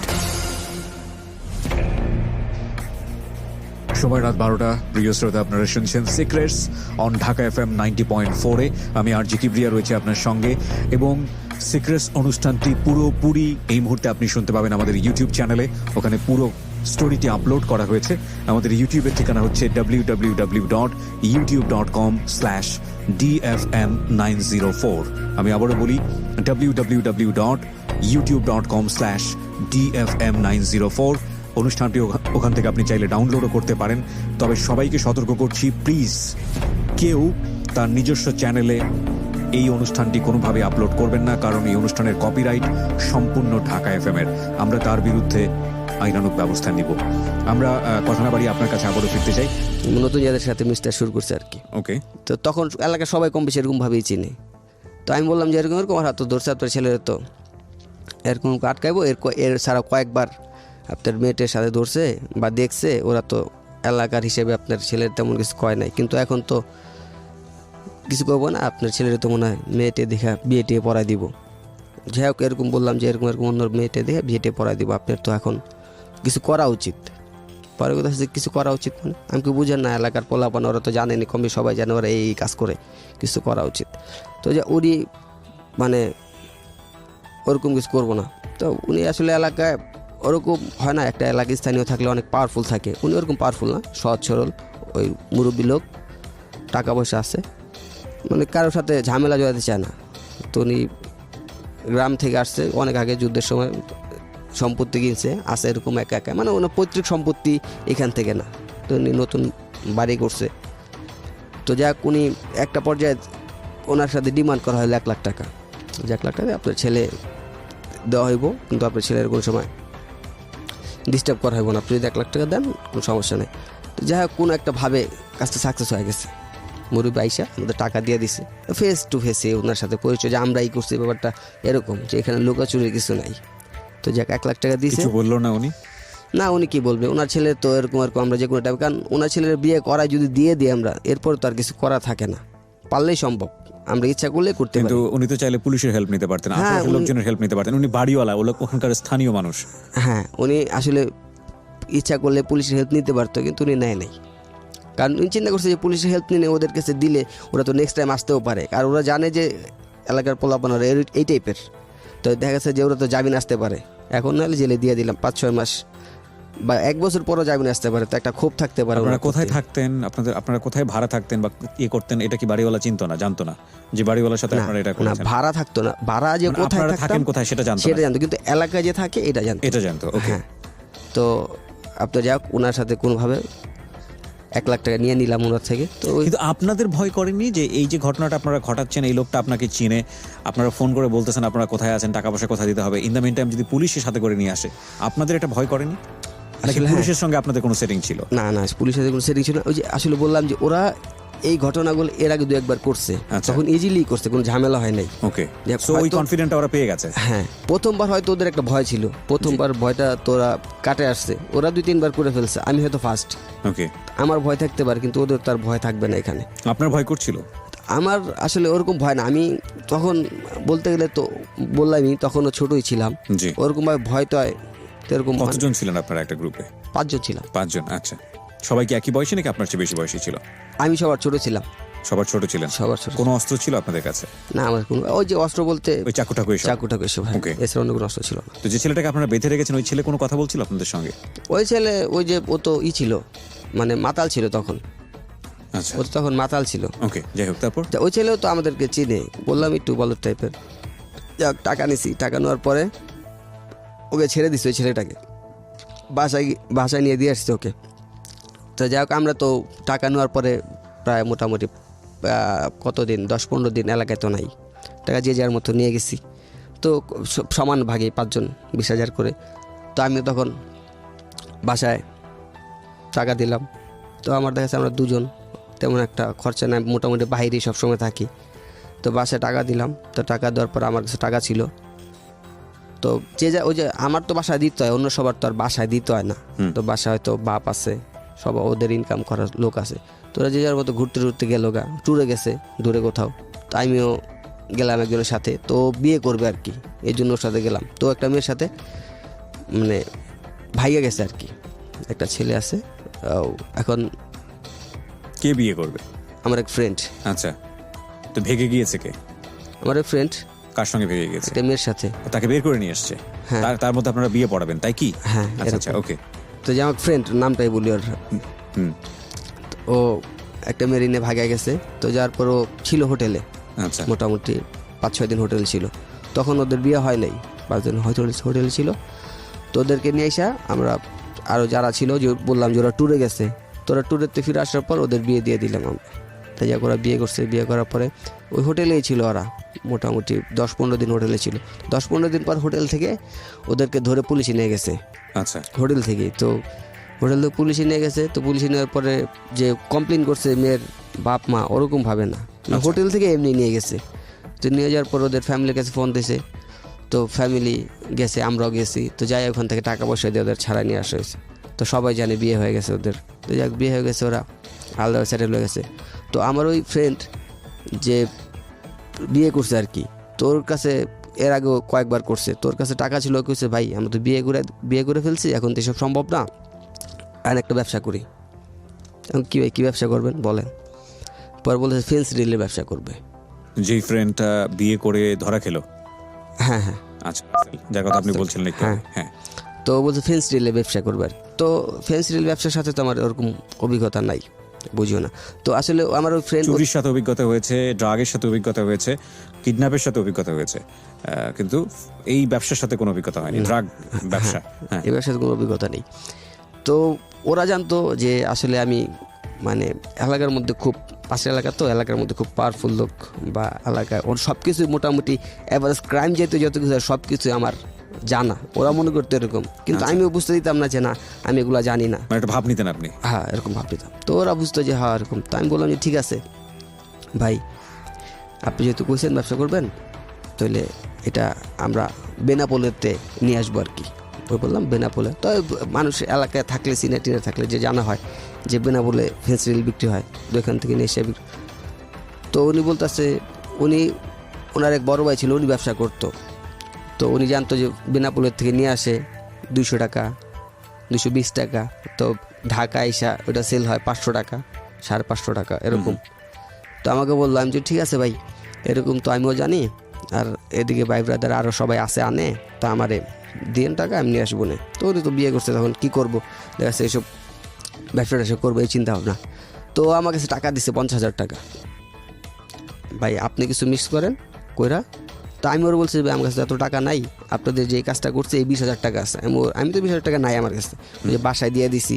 এই রাসেলও কি জড়িত ছিল ওই চিন্তার সঙ্গে? হ্যাঁ ওই ইয়ের সাথে, সরি, কিডন্যাপের সাথে। হ্যাঁ ওকে। তো আমি বললাম যে আমার তো 20,000 টাকা আছে, আর তো নাই, তা আমি এই দিতে পারবো, এর বেশি দিতে পারবো না। তো ঠিক আছে, এর আগে ওরা 3টা কাজ করছে, তো ওদের আরও টাকা আছে। তো ওই যে আবার ও বিয়ে করার টাইম ওর বাসার থেকে অনেক কিছু নিয়ে আসছে, সোনার কানের দুল, চেন টেন যা ছিল ওদের, ওর মার। সব মিলিয়ে কত টাকা হলো? আমার টাকা 20,000 তো ওকে বলছে আমি দিব, কিন্তু আমি তো 20,000 টাকা দিই না। আমি মানে আপনাকে কত টাকা দিয়েছে? 50,000 টাকা ও দিচ্ছে, সব মিলিয়ে গোল্ড হোল্ড এগুলো সবকিছু মিলিয়ে। গোল্ড টোল বিক্রি করছে, ও হোটেলে ছিল। সব মিলিয়ে আপনাকে 50,000 টাকা দিয়েছে? হ্যাঁ আচ্ছা, আমাকে 50,000 টাকা দিয়েছে। তো আমার প্ল্যানটা ছিল এরকম যে ও 50,000 টাকা নিয়ে আমি পুরোটাই নিয়ে নিবো আর কি, খাই দিব আর কি ওর টাকাটা। ওকে। আমি আর ব্যবসাটা সাথে যাবো না আর কি, 50,000 টাকা আমি খাই দিব। যাই 50,000 টাকা নিলাম। তিনি আসলে 50,000 টাকা আমি ওইখান থেকে নিয়ে বাসায় চলে আসলাম। তো আমার তখন একটা ফোন ছিল, তো মোটামুটি দামি একটা ফোন ছিল। তো ওই চুরি করবার ফোন কিনছিলাম একটা। তো ওই ফোনটা আবার ওরে দিয়েছিলাম ব্যবহার করতে, যে ভাই কয়দিন ও বিয়ে করছে, কয়দিন ভাই আমি ব্যবহার করি, আপনি নিয়েন। তো যাই হোক ওইখান থেকে আমি 50,000 টাকা নিয়ে বাসা আসলাম। বাসা আসার পরে তাকে আবার চিন্তা করলাম যে যাকে এখানে যেহেতু ওরা তো পাশের এলাকার, ওদের সাথে তো ওরকম সম্পর্ক নাই, বাসাটা চেঞ্জ করে অন্য বাসায় চলে যাই। তো আমি ওখান থেকে বাসা চেঞ্জ করে অন্য জায়গায় নিয়ে নিলাম। টাকাটা মেরে দিলেন? হ্যাঁ টাকাটা নিয়ে গেলাম। তো টাকা নেওয়ার পরে এখন দেখা গেছে যে পার্শ্ববর্তী এলাকা, তো দেখা যাচ্ছে একটা থানার এরিয়ার মধ্যেই, তো দেখা এক সময় হয়েই যায়। তো ওর সাথে দেখা হয়েছে। তো ওরা তো ওই যে বললাম আগে যে ওরা জানে আমি একটু পাওয়ারফুল, অনেক কিছু জানি, ভাব নিয়েও চলতাম। তো ওরা ওরকমভাবে জোর দিতে পারতেছে না ভাই টাকাটা। ও না, এখানে একটা জিনিস মিস হয়েছে যেটা ওকে আমি ফোন দিয়ে বলছিলাম যে আমাদের তো ধরা খেয়ে গেছি। মানে মিথ্যা বলেছেন? হ্যাঁ, যে আসলে ডিলটা ধরা খেয়ে গেছে না? হ্যাঁ ডিলটা ধরা খেয়ে গেছি। তো ওই যে এর মধ্যে আবার 2-3 মাস আমি ওর সাথে দেখা হয় না, বললাম যে থানায় ছিলাম বা জেলে ছিলাম ওরকম। তো ওর সাথে দেখা হয়েছে। তো আমার কাছে টাকা চাইতেছে যে ভাই টাকাটা ধরা গেছে না। আমি এখন কইলাম যে ভাই আপনি 50,000, আমার তো 20,000 টাকা এখানে আছে, তো এখানে মিলা জিলা খাইছি, তো এখন দোষটা তো ভাই আমি গেছি দেখে আমার হয়েছে, আপনি গেলে তো আপনিও খাইতে পারতেন, হিসেবে তো যাই হোক, যা হয়েছে হয়েছে, না হয়েছে। হ্যাঁ না বলেছে যে না ভাই আমার তো এত টাকা ছিল, আমার তো কিছু টাকা আপনার দেওয়া উচিত, পুরোটাই তো দিতে হবেই কথা বলেনি, বলতে দেওয়া উচিত। হ্যাঁ। তো মানে বলতে পারতো, কিন্তু ওই যে বললাম এলাকার মধ্যে একটু মনে হয় যে পাওয়ারফুল, ওই হিসাবে জোর দিতে পারতেছে না। তো যাই হোক অনেকদিন পর আবার দেখা হইলো, ভাই টাকাটা দেন, আমি খুব বিপদে আছি। তো যাই হোক অনেক কষ্ট মষ্ট করে ওনার 10,000 টাকা দিলাম, মানে এক পর্যায়ে জোর করে নিছে আমার থেকে, অনেক লোকজন ঠেকা ঠোকা। তো যাই হোক 2,000 টাকা দিছি, এরপর আর দেই নাই। যাই হোক ওর সাথে আবার সম্পর্ক শুরু হইলো, 2,000 টাকা দেওয়ার পরে আবার সম্পর্ক শুরু হলো। তখন আবার যে টাকা শেষ, ওর কাছে তো যা টাকা ছিল সব দিয়ে দিল, ফেন্সিলের ব্যবসা করবে। তো সবাই মিলে আবার একটা চিন্তা করলাম যে আরেকটা কিডন্যাপ করব। তো সবাই চিন্তা করলাম যে আরেকটা, তখন এর আগে যেরকম প্ল্যান ছিল ওরকম এই প্ল্যানটা একটু ভিন্ন, অন্য টাইপের, যে এখন চিন্তা করছি শিশু কিডন্যাপ করবো আর কি, বাচ্চা। তো তখন 1 লাখের মধ্যে একটা ডিমান্ড ছিল আমাদের, তখন চিন্তা করছি ডিমান্ড বাড়াবো আর কি। তো দেখা যাচ্ছে টাকাওয়ালা লোক যারা আছে ওনাদের ধরতে হইব, তো মানে করতে করতে একটা হয় না লোভ হয়ে গেছে। জি। তো শিশু কিডন্যাপ করবো, তো এলাকায় আমরা টার্গেট করতেছি কাকে কিডন্যাপ করা যায়, কার ছেলে, কার কাছে টাকা আছে। তো যাই হোক 1 মাসের মতো আমরা প্ল্যান করলাম, তো একজনটা সিলেক্ট করছি, প্ল্যান করলাম যে করতে হবে কীভাবে, সব কিছু একটা প্ল্যান করলাম, কোথায় রাখবো ছেলেটাকে, কীভাবে যাবো। তখন একটা পুলিশের ভয় ছিল যে যদি টাকা রিসিভ করতে যাই তখন যদি ওনারা পুলিশ নিয়ে আসে বা মোবাইল ট্র্যাক করবে, মানে তো ওরকম তখন আসলে হইতে একটা অভিজ্ঞতা হয়ে গেছে, মোবাইল ট্র্যাকের ব্যাপারটাও চলে আসছে, যে কীভাবে করলে কীভাবে মোবাইল ট্র্যাক করতে পারে, সব চিন্তা ভাবনাই মাথায় নিয়ে কাজ করতেছি। তো চিন্তা ভাবনা 1 মাস অনেক চিন্তা ভাবনা করলাম, কোথায় নিব টিব সব কিছু চিন্তা ভাবনা হইল। তখন যে ছেলেটা কিডন্যাপ করেছে ও মোটামুটি পরিচিত বলতে সবাইরে মুখে চিনে, সবাইরে না 3 জনরে চিনে মুখে আপনাদের টিমের? হ্যাঁ, আমাকে চিনে না, আরেকটা ছেলে আছে ওকে চিনে না, সেটা 3 জনকে চিনে। বয়স কত ছেলেটার? ছেলেটা তখন 8 বছর। 8 বছর বয়স। আপনাদের এলাকারই। ওকে। বাবা কি করতো? ওর বাবা ব্যবসা করতো, আপনার মোটামুটি অবস্থা সম্পন্ন? হ্যাঁ, স্থানীয়, বাড়ি আছে। আর আপনার মাছের ব্যবসা করতো। ওকে। মানে বিগ একটা লোড নিয়ে এসে ঢাকা ছিল, তো মোটামুটি টাকা পয়সা আছে। টার্গেট কত ছিল আপনাদের? আমাদের টার্গেট ছিল 5 লাখ টাকা। 5 লাখ টাকা। ওকে। তো ওরে সবাই পরিচিত, মানে মোটামুটি 3 জন পরিচিত, তোরে টার্গেট করছে মানে কীভাবে নিয়ে আসবো আর কি, অনেকক্ষণ চিন্তা ভাবনা করে। তো ও ছেলেটা তখন আপনার এই কি বলে রেসলিং খেলা দেখতো, তো কিছু কিছু রেসলিংয়ের যারা আছে ওর পছন্দ করতো, তারপর আপনার সিঙ্গারদের গান শুনতো। তোরে চিন্তা ভাবনা করলাম যে না, এরকম ওর ফেভারিট সিঙ্গার যে, ওর কথা বইলা যে ওইখানে ওর কনসার্ট হইতে আছে, ওইখানে চলো নিয়ে যাবো তোমারে, এরকম। তো ওদিন আসলে ভালো একটা দিন ছিল ইসলামিক দিক দিয়ে, শবে কদরের রাত ছিল। তো দিন যাই হোক আপনার তখন চিন্তা ভাবনা ছিল যে আমরা যে সিঙ্গার টিঙ্গার বা ওই রেসলিংয়ের কথা বলে নিয়ে আসবো, তখন ওইরকম চিন্তা ছিল না। তো শবে কদর রাত যেহেতু, তো তখন আরেকটা দিক ফলো করলাম যে শবে কদর রাত ওদের দূরে কোথাও মসজিদে নামাজ পড়তে যাবো, ওই হিসাব করে নিয়ে আসছি তখন ওকে। তো নিয়ে এসে ওদের এক বাসায় নিয়ে আসলাম ওকে। তো বাসায়, ওদের বাসায় না আরেকটা বাসা, আমরা যে বাসাটা সিলেক্ট করলাম যে হ্যাঁ ওকে রাখবো আর কি, তো ওই বাসায় নিয়ে আসলাম। তো রাখার পরও রাতের বেলা নামাজ পড়ার জন্য এই বাচ্চাটাকে যখন আপনারা নিলেন, এটা ওর ফ্যামিলি ওকে সাপোর্ট করলো বা ওকে এতটা কনভিনিয়েন্ট ছিল কিনা? ইদানিং বাচ্চাদেরকে আমরা যে পরিমাণ গার্ড দেয় বাবা মারা, সেক্ষেত্রে এই ধরনের ছেলেমেয়েদেরকে তো এই সময় রাতের বাসার বাইরে পাওয়ারই কথা না। আসলে শবে কদর রাতটা এরকম একটা রাত, এটা তো আসলে লোকাল এরিয়াগুলোতে যে ছেলেমেয়ের সবাই বাইরেই থাকে বা মসজিদের আশেপাশেই থাকে, আর এলাকায় অনেক মসজিদ, একটা এলাকার মধ্যে অ্যাভেলেবেল মসজিদ, ওই সুযোগটাই আপনার কাজে লাগিয়েছেন। হ্যাঁ, বাসাতে বের হয়, বাসার একটু সামনে গেলে 200 গজের বা 100 গজের সামনে মসজিদ, প্রত্যেকটা এলাকারই, বা 200 গজ পর একটা করে মসজিদ থাকে। তো ওরে নিয়ে যাক বাসায় গেলাম, ওই বাসায় ওরে বসাইলাম। তো আমাদের যে প্ল্যানটা ছিল, আমাদের প্ল্যানটা ছিল ওকে মেরে ফেলবো। তো চিন্তা করছি তো আমাদের সবাইকে চিনেই, আমরা যারা আছি সবাই চিনে, মানে কাজটা হাসিল হওয়ার পরে ওকে মেরে ফেলবেন নাকি তার আগে মেরে ফেলবেন? তার আগে মেরে ফেলে টাকাটা আদায় করবেন। হ্যাঁ, আগে মেরে ফেলে ওকে যাক যেখানে নিয়ে কোনো এখানে রাখবো, রাইখা টাকাটা আদায় করলে দেখা গেছে ও তো বলতে পারবে না যে এরকম লোক আমাদের কিডন্যাপ করে নিয়ে গেছে। আর যদি টাকাটা এনে ছেড়ে দেবে তো বলতে পারবে যে এরকম লোক আমাদের কিডন্যাপ করছে। তখন আমরা হিসাব করছি অ্যামাউন্টটা বেশি, বিগ অ্যামাউন্ট, তো ওইখানে পুলিশের সহায়তা নিতেই পারে। এই চিন্তা ভাবনা করে এই কাজটা করলাম। তো ওরে নিয়ে আসলাম। তো আমরা মোটামুটি আমাদের প্রক্রিয়া অনেক কিছুই সম্পূর্ণ, যে ওকে মেরে ফেলবো এরকম একটা যে চিন্তা ভাবনা ছিল। তো আমরা তো তখন আসলে অতটা কিছু মাথায় কাজ করতো না। যাই হোক ওদের যে এই আপনার ইঁদুরের ওষুধ বলি আমরা, বিষ যেটা বলি আর কি, তো এটা নিয়ে আসলাম, টাইগারে মিক্স করলাম। তো টাইগার মিক্স করে খাওয়াই দিছি ওরে। হ্যাঁ, তো মিক্স করে খাওয়াই দিলাম। তো তো বাসায় বাচ্চাটা আসার পর কি কান্নাকাটি করছিল না, এই যে কোথায় নিয়ে আসলেন বা কি অবস্থা? না, ওর সাথে ওই যে গল্প করছিলেন? 3 জনের যে পরিচিত বললাম, ও আচ্ছা আচ্ছা। হ্যাঁ 3 জনের সাথে ওরকম তো পরিচিত ওরা আছেই। তো এই জন্যই তোকে মেরে ফেলার চিন্তা ভাবনা, ওরকম না থাকলে তো আর মেরে ফেলার চিন্তা ভাবনা থাকতো না। ওকে। তো চিনে দেখে এরকম। তো 8 বছরের বাচ্চা মোটামুটি অনেক কিছুই বুঝে। তো ওকে খাওয়াই দিলাম। তো খাওয়ার পর দেখা যাচ্ছে যে ওর মানে যে কোনো প্রক্রিয়া, পার্শ্ব প্রক্রিয়া কিছু হইতেছে না আর কি। তো বুঝতে পারতেছি যে না, ব্যাপারটা তো এরকম কিছু হইতেছে না। তো যাকে দিয়ে আনা হইলো, তোর বললাম কি রে ভাই, কী ওষুধ আনলি, কী জিনিস আনলি যে কাজ হইতেছে না? ওর বলছে ভাই ভালো জিনিসই তো আনলাম। তো যাই হোক, আমরা তো মোটামুটি 5 জন ছিলাম। তো 5 জন চিন্তা করলাম যে না, এইটাতে কাজ হইব না, ওরে এমনি মেরে ফেলে ধইরা বাসার মধ্যেই। তো বাসার মধ্যে নিয়ে তো একজন পা ধরছে, একজন হাত ধরছে। তো সবাই অনেক, তো আমরা, তো আমার সামনে একটা আপনাদের কেবেল ছিল, তো আমি ওর গলায় প্যাঁচ দিলাম। তো হাত ধরছে, তো একজন পায়ে ধরছে, তো বুকের উপর একজন ধরছে। তো কেবেল দ্বারা আমি মোটামুটি টান দিলাম। তো কিন্তু টানের মাঝখানে আমি বুঝতে পারলাম না, আমার শরীর অটোমেটিক্যালি মনে হয় যে দুর্বল হয়ে গেছে, আমি কাজ করতে পারতেছি না, কাজ হইতেছে না আমার শরীরে। মানে শরীরে একটা থাকে না শক্তি, ওরকম হইতেছে না, কাজ হইতেছে না আমার। নিশ্চয়ই ওর পেছনে ওর বাবা মায়ের দোয়া ছিল, এছাড়া কিছু বলার নাই। মানে কোনো কিছু মাথায় আসছে না কিভাবে বললে আসলে এটা বলা হবে আমার দিক থেকে। যাই হোক, বলেন তারপর। তো যাই হোক, মোটামুটি প্রথম পর্যায়ে তো আমি যেটুকু বুঝলাম যে ওর আসলে আজরাইল হয়তো ওর কাছাকাছি চলে আসছিল, ওইখান থেকে আমি রিল্যাক্স হয়ে গেলাম। মানে আমার বললাম যে হাত কাজ করতেছে না, মানে হাতের যে একটা শক্তিটা পাইতেছি না, টানতে আমি যে কেবলটা টান দিব, তারটা টান দিব, পারতেছিলাম না। তো আরেকটা ব্যাপার, অলৌকিক ব্যাপার যেটা হলো, তারটা খুব মোটা ছিল।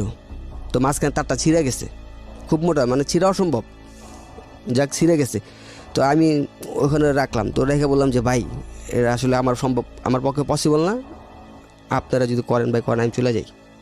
আমি আসলে আবার মানে তখন আমার খুব ভার হয়ে গেছে শরীর, বুঝতে পারতেছি যে এটা আসলে আমার পক্ষে সম্ভব না, এটা করা উচিত না। তো আমি বললাম যে ভাই আপনারা করেন, আমি চলে যাই। তারা আছে যে না, এই পর্যাহান তো এখানে এই জায়গায় চলে যাবো, এটার মানে কি? এত দূর আসলাম, এত কিছু প্ল্যান করলাম, এখন এই জায়গায় চলে যাবো।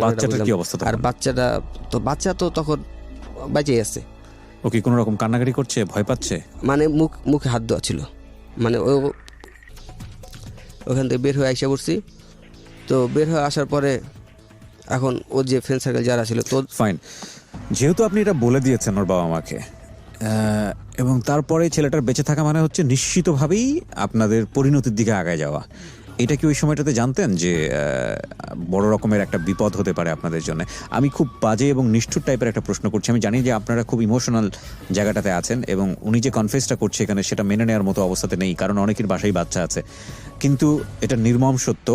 নির্মম সত্যকে আমরা আপনাদের সামনে ফোকাস করছি এই কারণে, যাতে করে এই ভুলগুলো কারো জীবনে না হয়, কারণ আপনারা জানেন না যে এরপরে ওর ব্যক্তি জীবনে কি ঘটনা ঘটেছে।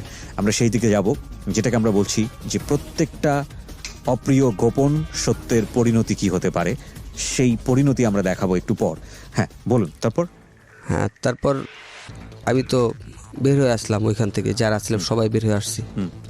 তো সবার মধ্যেই একটা যে ভয়, যে কাজটা যে করতে পারলাম না, ও তো বাসা গিয়ে বইলা দিব। মূলত যেই 3 জনের চিনেও, ওই 3 জনের বেশি আতঙ্কের মধ্যে রয়েছে, যে ওরা তো চিনেই, আমাদের তো একবার দেখছে, যে আমাদের অ্যাড্রেসও ওরকমভাবে জানে না। আর ওই 3টা ছেলের অ্যাড্রেসও জানে, ওর বাপকে মাকে সব কিছু জানে। তা আমরা 2 জন যারা আছে ওদেরকে জানে। তারপরে আমাদের মধ্যে তো একটা ভয় কাজ করতেছে, কারণ ওদের 3 জনের যে কোনো একজন ধরা খাইলে আমরা তো ধরা খাইতে পারি, বুঝলেন? তো ওদের মধ্যে আমার একটা মোটামুটি মানে হয়ে গেছে এরকম, আমি এক দল হয়ে গেছে, 4 জন এক দল হয়ে গেছে, মানে সম্পূর্ণ দোষটা আমার উপরে তখন। মানে ওই যে কাজটা আমার থেকেই সরে আসতে হয়েছে আর কি। তো ওরা 4 জন মানে আমার উপরে এসে দিয়েছে, আসলে আপনি ভাই কাজটা করতে পারেন নাই, এখন আপনার লাগে সমস্যা। তাই যাই হোক, আমি কোনো মতে ওদের থেকে ওইখান থেকে চলে আসি। চলে আসার পর অনেকদিন সময় যায়, তো সময় মানে 1 মাসের মতো ওদের সাথে আর যোগাযোগ হয় না, 1 মাস অনেক গ্যাপ, একবার সমস্যা হয় না। তো এর মধ্যে আমি এলাকায় মোটামুটি আরও কিছু ওই ক্রাইম হয়ে যায়, যেরকম আপনার ছিনতাই বলেন বা কোনো ছেলের সাথে মেয়ে দেওয়া ফিটিং, এগুলো করতে থাকেন র্যান্ডমলি? হ্যাঁ, 1 মাসের মতো এরকম করতে থাকি। তো টাকা ইনকাম করতে হবে, টাকা দরকার তখন। এই টাকাটা কিসের জন্য দরকার ছিল? তখন আমার তো ফ্যামিলির ডিপেন্ডেন্ট, আমি তো ফ্যামিলি আমার উপর একটা ডিপেন্ড করে। মারাত্মক বিষয় খেয়াল করেন, ওর অপরাধের প্রথম দিককার ধরন ছিল যে অপরাধ করছে শুধুই নেশা করার জন্যে, ড্রিঙ্কস করার জন্যে, এবং অপরাধ করছে পয়সা ইনকাম করে সেগুলো কি বলা যায় মানে নিজের জন্য ব্যয় করার জন্যে। কিন্তু এখনও অপরাধ করতে বাধ্য হচ্ছে ওর ফ্যামিলি চালানোর জন্যে, ওর ফ্যামিলিকে পয়সা দিতে হয়। তার মানে দেখুন, এই একটা অপরাধের দুটো সাইড। একটা হচ্ছে যেখানে সে অপরাধটা করছে সেখানে সে পাপ করছে এবং সেখানে সে ভয়াবহ বাজে কাজ করছে, কিন্তু এই পয়সাটাই যখন সে তার মায়ের কাছে দিচ্ছে, সে মায়ের প্রতি দায়িত্ব পালন করছে। কিন্তু এটা কোনোভাবেই মানে অ্যাকসেপ্টেবল না। ইভেন ওর মাও যদি জানতো যে এই পয়সাটা এভাবে আসে, আমার মনে হয় না যে ওর মা 1 পয়সা নিজের জন্য ব্যয় করতো। আপনার মা কি জানতো এই সময়টাতে? না, জানতো না। ওকে, বলেন তারপর। আমার মা তো জানতো যে আমি কাজ করতেছি, যেই কাজটা করতেছি। রাইট, ওই কাজ করে করে আপনি তাকে পয়সাটা পাঠাতেন। পয়সা দিচ্ছি, হ্যাঁ। তো এরকম তো উনিও মাঝে মধ্যে সন্দেহ না, উনি অনেক সময় আমার উপরে রাগ করতো যে বেলা হয়ে গেছে অনেক, দেখা যাচ্ছে আমি 11টা 12টা, কোনো দিন 11টা 12টা পর্যন্ত ঘুমাইতাম। এত বেলা হয়ে গেছে, কাজ যেতেছিস না, দেখা যায় 1 সপ্তাহ এরকম হয়ে গেছে, তো কাজ যেতেছিস না, কী ব্যাপার, টাকা পাচ্ছিস কোথায়, এরকম কথাবার্তা। তো তাও আমি বুঝাইতাম যে কাজ নাই, 1 সপ্তাহ তো কাজ নাই, সমস্যা কি, আর বাইরে কাজ করলে মিল্লা জিল্লা হয়ে যায়, যে কোনোভাবে বুঝাইতাম আমাকে। তো তখনও তো টাকা ইনকামের যে একটা সোর্স তখন পাইতেছিলাম না। তখন এই কারণেই মানে এই যে ছিনতাই করা, মানে ছিনতাইটা খুব কম। ছিনতাই বলতে গেলে ওই যে একটা মেয়ে একটা ছেলে ফিটিং দেওয়া, মানে ওইটা ছিনতাই বলা একসাথে বসে থাকা দেখলে ধরে নিয়ে গিয়ে ঝামেলায় ফেলে দিতেন। হ্যাঁ, মানে নির্জন কোনো একটা থাকলে, হ্যাঁ এরকম। জি।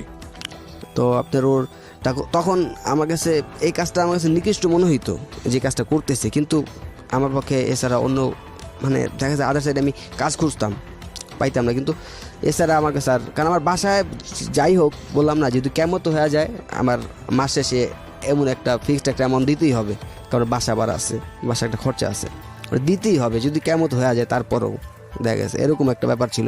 তো এই জন্য টাকা তো আমার জোগাড় করতে হবে। দেখা গেছে যে এছাড়া আমার আউটসাইড থেকে টাকা দেওয়ার মধ্যে কেউ নাই। ওকে। তো তারপরেও আমার কাছে ভালো লাগতো না এই কাজগুলো করতে, তো বাধ্য হয়ে করতাম, টাকা দরকার।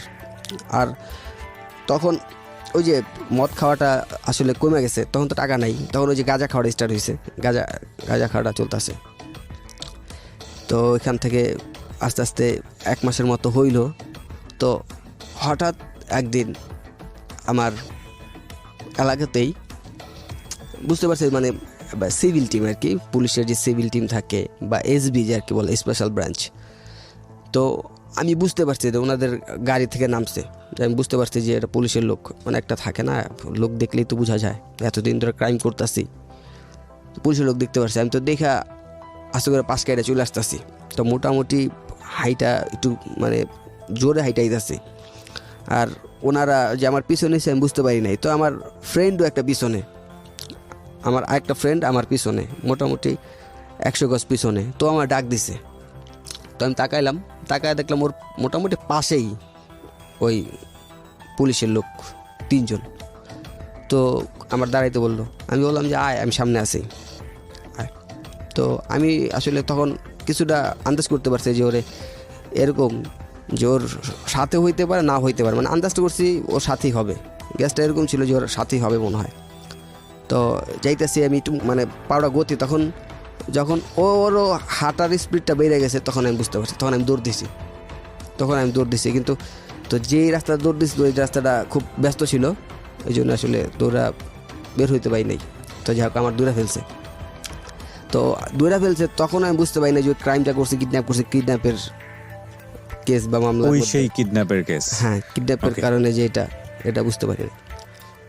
তো আমি মনে করছি অন্য ওই যে চিন্তাই করি বা এগুলোর জন্য হয়তো এগুলার জন্য, যে হয় না এলাকার মধ্যে থাকে তো ভাই, ওই আমরা বলি ইনফর্মাল যেটাকে সোর্স, রাইট।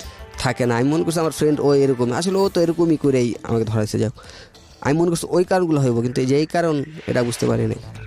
তো যাক আমার ধৈরা দিয়েছে, থানায় নিছে। তা থানায় নেওয়ার পর অনেক মারধর করছে, অনেক, মানে ভাষায় বোঝানোর মতো না। মানে ছোটো থেকে বড় হয়ে এত মায়ের একসাথে খাই নাই, মানে মানে ছোটো থেকে বড় হয়েছি যত মায়ের খাইছি। মারার সময় কি বলতেছিল? বারো ছেলের মতো ছিল যে এরকম এই ছেলেটা কিডন্যাপ করছোস কি লেগা, এরকম এরকম টাকা চাইছোস, এই এছাড়া এর আগে কয়বার করছোস, মানে কি এর সাথে জড়িত, তোর সাথে আর কে কে আছে। কোথায় কোথায় মারতো? এই কথাগুলো এই জন্যই বলছি যে আপনারা যারা খারাপ পথে আছেন বা অপরাধ জগতের দিকে পা বাড়াচ্ছেন, তারা একটু জেনে রাখেন যে অ্যাকশনগুলো কি হয়। রিমান্ডের এই ঘটনা থেকে আমরা আবারও ফিরবো, তবে তার আগে আরেকটা বিরতি হবে। প্রিয় শ্রোতা, এই ফাঁকে আপনাদেরকে বলছি এই অনুষ্ঠানে অংশগ্রহণ করার জন্য ফোন করতে হবে আপনাকে। ফোন নাম্বারটি হচ্ছে 096119004। আমি আবারও বলছি 096119004। আপনি যদি ইউটিউবে পুরো অনুষ্ঠানটি শুনতে চান, চলে আসুন আমাদের ইউটিউব চ্যানেলে, পুরো অনুষ্ঠানটি দিয়ে দেওয়া হয়েছে ওখানে। আমাদের ইউটিউবের ঠিকানা youtube.com/DFM904। আরও একবার বলছি youtube.com/DFM904। সাবস্ক্রাইব করতে ভুলবেন না। বিরতি নিচ্ছি আরও একটি। Secrets. Something beyond entertainment.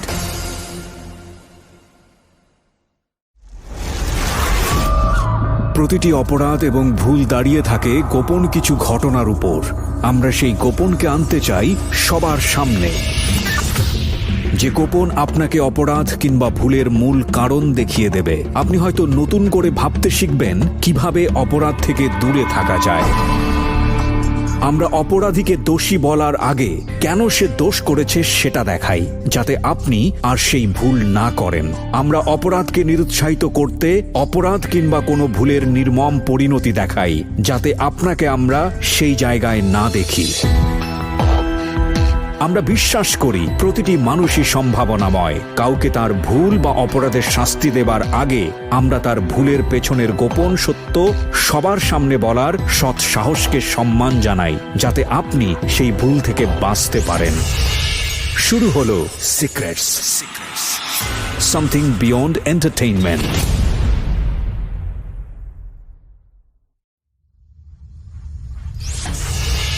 Secrets, something beyond entertainment.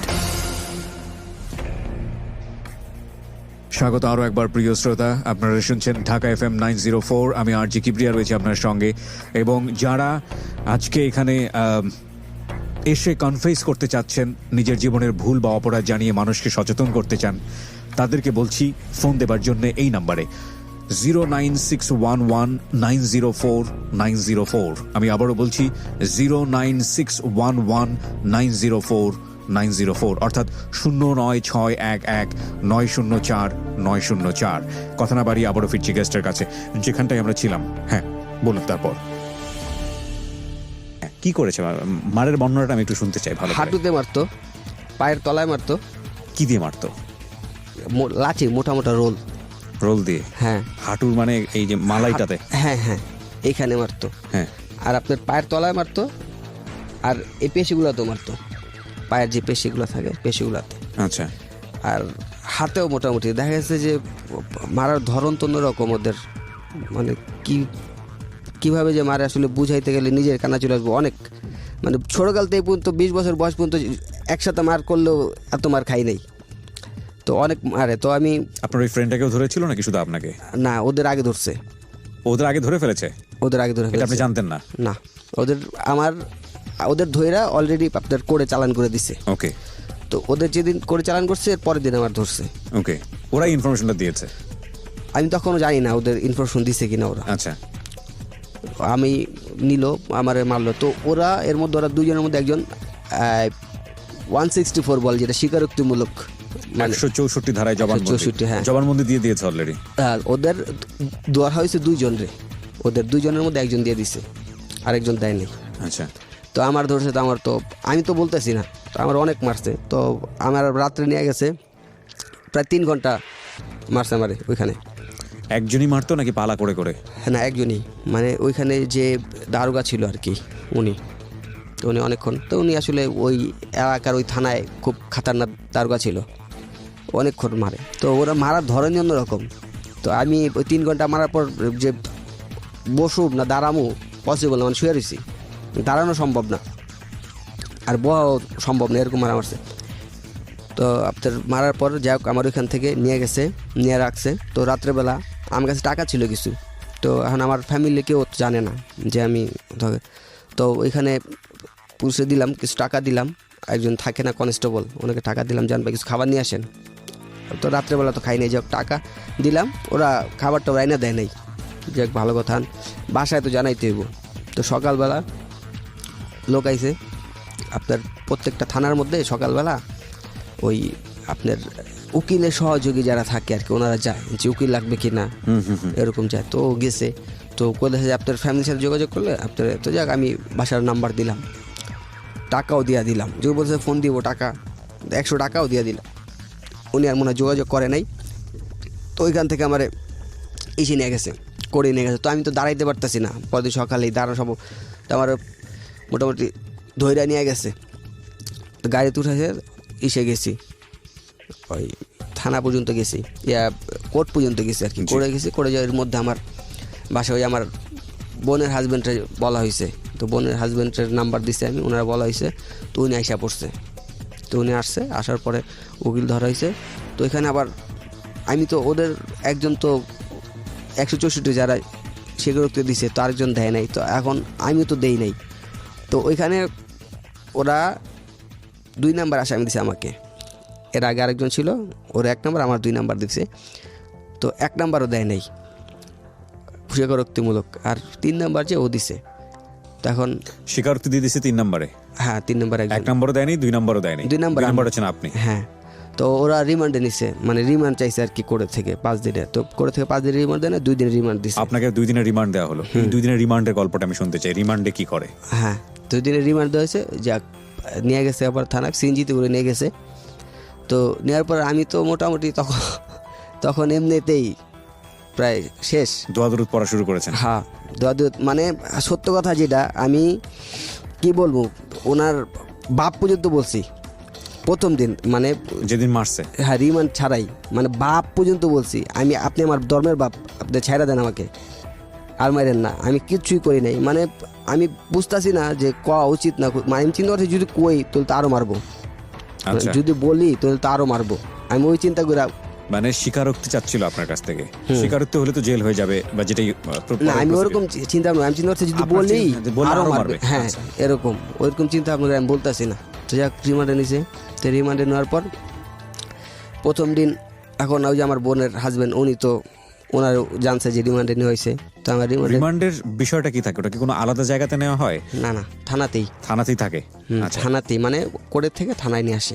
তো থানায় নেওয়ার পর ওদিন আমার কাছে তোর ভালো মতো, ঠিক আছে, ভালো মতো জিজ্ঞেস করতেছি, তুই ক যে কি করছস, কেমনি কি, এর আগে কয়টা করছস, এই আসল বিষয়। এখন আমি তো কবে, আমি তো ছিলামই না স্যার, আমি তো এর মধ্যে ছিলামই না, মানে আমি বলছি আমি ছিলামই না এর মধ্যে, আমি জানি না, আপনি খুদাই আমার দূরে লইছে, আমি এর মধ্যে কিচ্ছুই জানি না। তখন ও কোথায় তোর মধ্যে একজন তো কইয়া দিছে তোর এই কাজ করছস, তুই কবি না। এখন আমি কইতাছি দেখেন ওরা হয়তো আমার ফাঁসায় দিছে, আমি এ ব্যাপারে কিচ্ছু জানি না, আমি একটা ভালো বলা কাজকাম করি, আমি জানি না। তো যাই হোক ওনারা মানবো না, তারপর মারছে, তারপর গরম পানি দিয়ে দিছে নাকে নোয়া, গরম পানি দিছে। গরম পানি কি আপনাকে কি উপর করে, মানে একদম ঝুলন্ত অবস্থায়? না ঝুলায় না, মানে একটা টেবিল রাখা, তো টেবিলের উপরে ঘাড়ে এমনি দিয়ে, তারপর টেবিলের উপরে ঘাস শোয়া ফেলেছে। হ্যাঁ, ঘাস শোয়া ফেলে নাক দিয়ে গরম পানি দিয়েছে। গরম পানি, হাত পা কি বেঁধে ফেলেছিল? হাত পা তো সব বাঁধাই তখন, অল টাইম হাত পা বাঁধা ছিল। হাতটা কিভাবে বাঁধা ছিল? হাতটা বাঁধছে এরকম পেছন দিক দিয়ে মোড়া, হ্যাঁ এই 2 সাইড বাঁধা, মানে এইখানে না। বুঝতে পেরেছি আমি, ও যেটা বলছে যে হাতটা পেছন মোড়া করে বাঁধা, 2টো হাত পেছন দিকে নেওয়া, হাতের দাগনা যেটাকে বলে আমরা, এটা হচ্ছে শোল্ডারের নিচেই এই 2টা জায়গা, এবং আপনার হচ্ছে হলো এই 2টা হাত বাঁধা, আর পা বাঁধা ছিল না। ওই অবস্থায় আপনাকে মানে কি বলে চিৎ করে ফেলে, চিৎ করে ফেলে আপনাকে নাক দিয়ে গরম পানি। হ্যাঁ, তারপর তো চিল্লাচিল্লি করলাম অনেকক্ষণ। তো চিলাচিলি করে তো তো আর মানে না দিছে না, নাক দিয়ে গরম পানির ফিলটা অনেকেই তো জানা নাই, আপনি একটু বলেন। কারণ আমি এই বিষয়গুলোকে ফোকাস করছি এই কারণে যে একটা কথা আছে না, যে যিনি অপরাধ করছেন হয়তো গোপন আছে, হয়তো আজকের এই সিক্রেটস অনুষ্ঠানটা শোনার পরে অনেকেই অপরাধটা ছেড়ে দেবেন বিকজ অফ যদি এইরকম সিচুয়েশন তাকে ফেস করতে হয়। হ্যাঁ, কারণ এগুলো কত ভয়াবহ হতে পারে। এই ধরনের রিমান্ডে কিন্তু অনেকেই বড় ধরনের দুর্ঘটনায় মারাও যান অনেক সময়। এবং আপনার নাক দিয়ে যখন গরম পানিটা ঢালা হচ্ছিল তখন ভেতরে অনুভূতিটা কি হচ্ছিল, মাথায় কোথায় গিয়ে লাগছিল? তখন মনে হচ্ছে যে মজকে লাগতেছে, মানে ফিলটা এরকম ছিল যে মাথার মজকের ভিতরে মানে গরম খুব নাকের ভিতরে পানি গেলেই তো খারাপ লাগে, খারাপ লাগে। হ্যাঁ সেখানে গরম পানি। হ্যাঁ, তো আপনার মানে খুব খারাপ লাগে। আমি মানে হাত তো বান্ধা, তাও হাত কীভাবে বান্ধা, আপনার এই সাইডে টেবিল যে টুল থাকে না, বেঞ্চ, আমরা যে বেঞ্চ স্কুলে যে বেঞ্চগুলো থাকে জি। ওদিক দিয়ে নিচ দিয়ে নিয়ে তারপর বান্ধা, Okay. মানে নড়াচড়া করতে পারবে না। নড়াচড়া, যদি দাঁড়াইতে যাই টুল সহ দাঁড়াইতে হইব আর কি। রাইট, ওরকম। সেটা সম্ভব না। হ্যাঁ সম্ভব না আর কি, খালি শুধু পাউডারগুলো লাইতে পারছে আর মাথা লাইতে পারছে, যা ওরা অনেকক্ষণ দিছে। মানে কি বললাম, তো আসলে মনে হইতেছে যে আজরাইল সামনে দাঁড়ায় আছে, আজরাইল সামনে দাঁড়ায় আছে এরকম মনে হইতেছিল তখন। যা কাটছে অনেকক্ষণ পর রাখা, তারপর ঘন্টা দুয়েক কিছু বলে নাই, রাইখা দিছে। ঘন্টা দুয়েক রাখার পরে তারপর আবার মারা স্টার্ট করছে। তোমার মোটামুটি একদিন মারছে, তো পায়ে ওদিন পায়ের তলায় মারছে, তো আমার দাগ আছে এখনো, হাতে মারছে যে পায়েরও দাগ আছে, তো পাও আমার এর আগের দিন যে মারছে তো সাথে সাথে ফুইলা গেছে গা পাও। 2 ঘন্টা রেস্টের পর আবার তখন পায়ের পাতায়, পায়ের যে পাতার মধ্যে অনেক মারে। তো তখন তো ওনার বললামই, মানে ওই যে বললাম যে বাপও বলছি, তারপরে তো উনি ছাড়ে নাই, তারপর আমি ওই স্বীকারোক্তি দিই নাই। তো পরের দিন চিন্তা, তো আমার বোনের হাজব্যান্ড আসলো রাত্রেবেলা, আসার পর ওনার অনেক রিকোয়েস্ট করলাম যে ভাই আপনি আমার যেইভাবে হোক এই রিমান্ডটা কাটান, একদিন চলে গেছে অলরেডি, কাটান, নাহলে সম্ভব না, হয়তো আনতে মরে যেতে হইব। তা আমার মাও তখন আসে না, মারা নিয়ে আসে নাই, তুমি বাসায় রয়েছে, ওর নিয়ে আসে নাই। তো আমি বললাম যে হয়তো কালকে না বাঁচে থাকতে পারি যদি রিমান্ড না কাটান। তো যাই এখনই ম্যানেজ করে থানায় 10,000 টাকা দিছে, 10,000 টাকা দিয়ে তো রিমান্ডটা ক্যান্সেল করছে। পরের দিন, একদিন তো গেছে, 2 দিন নিছিল। হ্যাঁ, তো 2 দিন নিছিল, একদিন আপনার চলে গেছে, পরের দিন 10,000 টাকা দিয়া কাটাইছে। যাক আমরা ওইখান থেকে জেলে পাঠাই দিছে। তো জেলে পাঠাই দিয়েছে, তখন তো আমি অসুস্থই, তো ওইখান থেকে হসপিটালে ছিলাম। আপনি স্বীকারোক্তি দেননি? না, ওকে। স্বীকারোক্তি ওইখান থেকে হসপিটালে নিয়ে গেল, তো হসপিটাল দিয়ে অনেক দিন 10 দিন 12 দিনের মতো ট্রিটমেন্ট হয়েছে এখানে। তো পায়েটা ট্রিটমেন্ট হয়েছে, তো হওয়ার পর ওইখানে যাওয়ার পর আগের এই যে যাদের সাথে করছিলাম কাজটা ওদের সাথে দেখা হয়েছে ভিতরে। তো তখন আমি জানতাম না যে ওরা ধরা খাইছে। তো যাই ওদের সাথে দেখা হয়, এত আমি শকড জোড়া। তো ওরা বললাম যে ভাই তাহলে আপনারা এই কাজটা করছেন আমার ধরায় দুজন। পরে বলছে যে না, আমি কই না, ওই ওদের সাথে তো এরকম একটা আপনার ফ্রেন্ড ছিলই, আপনাদের ফ্রেন্ড তো একজন ছিলই, তো ও যদি সাথে থাকে, ও ডাক দিচ্ছে আমাকে, তো আপনারা অবশ্যই করাইছেন। তো যাই হোক ওদের সাথে ওই চিন্তা করলাম জেলে যেহেতু আসছি একসাথে মিশাই থাকি। তো তখন ওইখানে প্রায় 14 মাসের মতো তো জেল থাকা হইলো, জামিন হয় না, অনেক কষ্ট করে। তো মোটামুটি 14 মাস জেল জীবন। হ্যাঁ, 14 মাসের ঘটনাটা একটু শুনি। হ্যাঁ 14 মাস ওইখানে যখন ছিলাম, তো ওখানে তো আসলে সকালবেলা যাওয়ার পরেই যেদিন ঢুকাইলো তখন অনেক চেক করে ঢুকানো হইলো। তো ঢুকানো হওয়ার পর আপনার তো খাবারের কথা যেটা বলি আর কি, খাবার তো যাওয়ার পর খাবার অসম্ভব খাবার যেটা খাওয়া সম্ভবই না, মানে সুস্থ মানুষের পক্ষে ওটা সম্ভব না যে খাবার দেয়। তো ওইখানে গেলাম, তো যাওয়ার পর রাত্রেবেলা ঘুমের সমস্যা। তো ওইখানে আসলে কীরকম আপনার ধরেন 2 জনের জায়গায় 8 জন থাকতে হয় মিনিমাম, 2 জনের জায়গায় 2টা মানুষ যেভাবে থাকবো ওরকম। তাই দেখা যাচ্ছে যে অনেক লম্বা জায়গা, তো দেখা যাচ্ছে 10 ফুট জায়গা, লম্বা যদি 10 ফুট জায়গা হয়, ওইখানে কমসে কম মিনিমাম হইলেও 50 জন লোক থাকতে হয়। তো পুরোপুরি প্যাকেট করা তাহলে বলা চলে, মানে দিকে একজনের গায়ে সাথে আরেকজনের গায়ে চাপাচাপি এরকম দেখা যাচ্ছে যে প্রেসারে অনেক সময় 8-10 জন উপরে উঠা যায়। ওরে বাবা, মানে একসাথে যদি থাকে না সিঙ্গেলে, মানে সবাই এইভাবে শুইতে হয়, এরকম শোয়া যায় না, এইভাবে শুইতে হয়। তো দেখা যাচ্ছে চাপাচাপিতে 2-3 জন উপরে উঠা যায়, মানে প্রেসারে 2-3 জন উপরে উঠা যায়। তো উপরে উঠা গেলে আর ওই জায়গায় তো আর জায়গা পাওয়া সম্ভব না, সবাই পেশি শক্তি খাড়া চাইপা থাকে। তো সবাই পেশি শক্তি খাড়া চাইপা থাকে, তো এখানে এটা কি ঘুমের সময়ের অবস্থা? ঘুমের সময় সারাদিন তো আপনি হাইটা টুইটা যেভাবে চলবেন ওরকম, রাত্রেবেলা এরকম ভাবে রাখা হয়? রাত্রেবেলা এইভাবে ঘুমাবে কিভাবে মানুষ? না ঘুমাইলে ওই বসে থাকতে হইব। কোথায় বসে থাকবে? রুমের বাইরে গিয়ে? রুমটা আসলে আপনার ওইখানে লম্বা রুম, আমরা যে হল রুম বলি হ্যাঁ। ওরকম অনেক লম্বা রুম, প্রায় 50 ফুট বাই 10 ফুট এরকম, আচ্ছা, মানে লেন্থ 50 ফুটের লম্বা, সাইডে হবে আপনার 10 এত লম্বা রুমে এভাবে গাদাগাদি করে কেন থাকতে হচ্ছে? লোক তো বেশি, এক একটা রুমের মধ্যে আপনি 600-700 লোক। সবাই কিভাবে ঘুমাইতে পারে নাকি বসে থাকে? না, যা ওইখানে ব্যাপারটা হচ্ছে সবাই তো আর ঘুমাইতে পারে না, অনেকে তো বসেই থাকে, বসে বসে ঘুমায়। তার এর মধ্যে ব্যাপারটা হচ্ছে আপনার 10 ফুটের মধ্যে 3টা লাইন থাকে, লেন থাকে আর কি। এই পাশে যাদের 3 মাস হয় ওনাদের একটা সিট দেয়, মানে 3 মাস যদি হয়ে যায় তারপর একটা সিট দেয় একা থাকার জন্য আর কি। আচ্ছা, এই পাশে ছোট একটা মানে সিঙ্গেল লোক যেভাবে থাকে আর কি, নর্মালি আমরা বাইরে যেরকম থাকি ওরকম একটু ছোট আর কি, যাই ওখানে মোটামুটি থাকা যায়। তো ওরকম আর যারা নতুন যায় ওদের ক্ষেত্রে মাঝখানে 2 পাশে সিঙ্গেল লোক, মাঝখানে আপনার ওই যারা নতুন যায় গো দেখা গেছে যে অনেক চাপাচাপি করে অনেকে উইঠা বসে থাকে, দেখতে হয়। আপনি কি করলেন? তো আমি প্রথম যেদিন গেলাম তো ওদিন তো খুব কষ্ট হয়েছে যেদিন প্রথম গেলাম।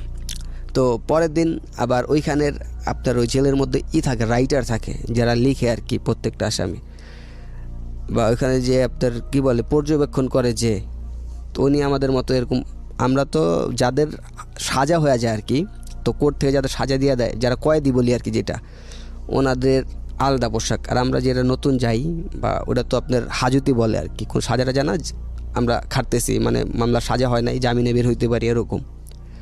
তো এখানে আমাদের এই এলাকার বড় ভাই ছিল, তো ওনার সাথে পরিচয় হয়েছে, উনি আবার এখানে রাইটার ছিল, মানে কার কি সিট দিবে না দিবে ওনার হাতে সব কিছু। যাক ওনারে টাকা দিয়ে 1000 টাকা দিয়ে তারপর একটা সিট নিছি আমি।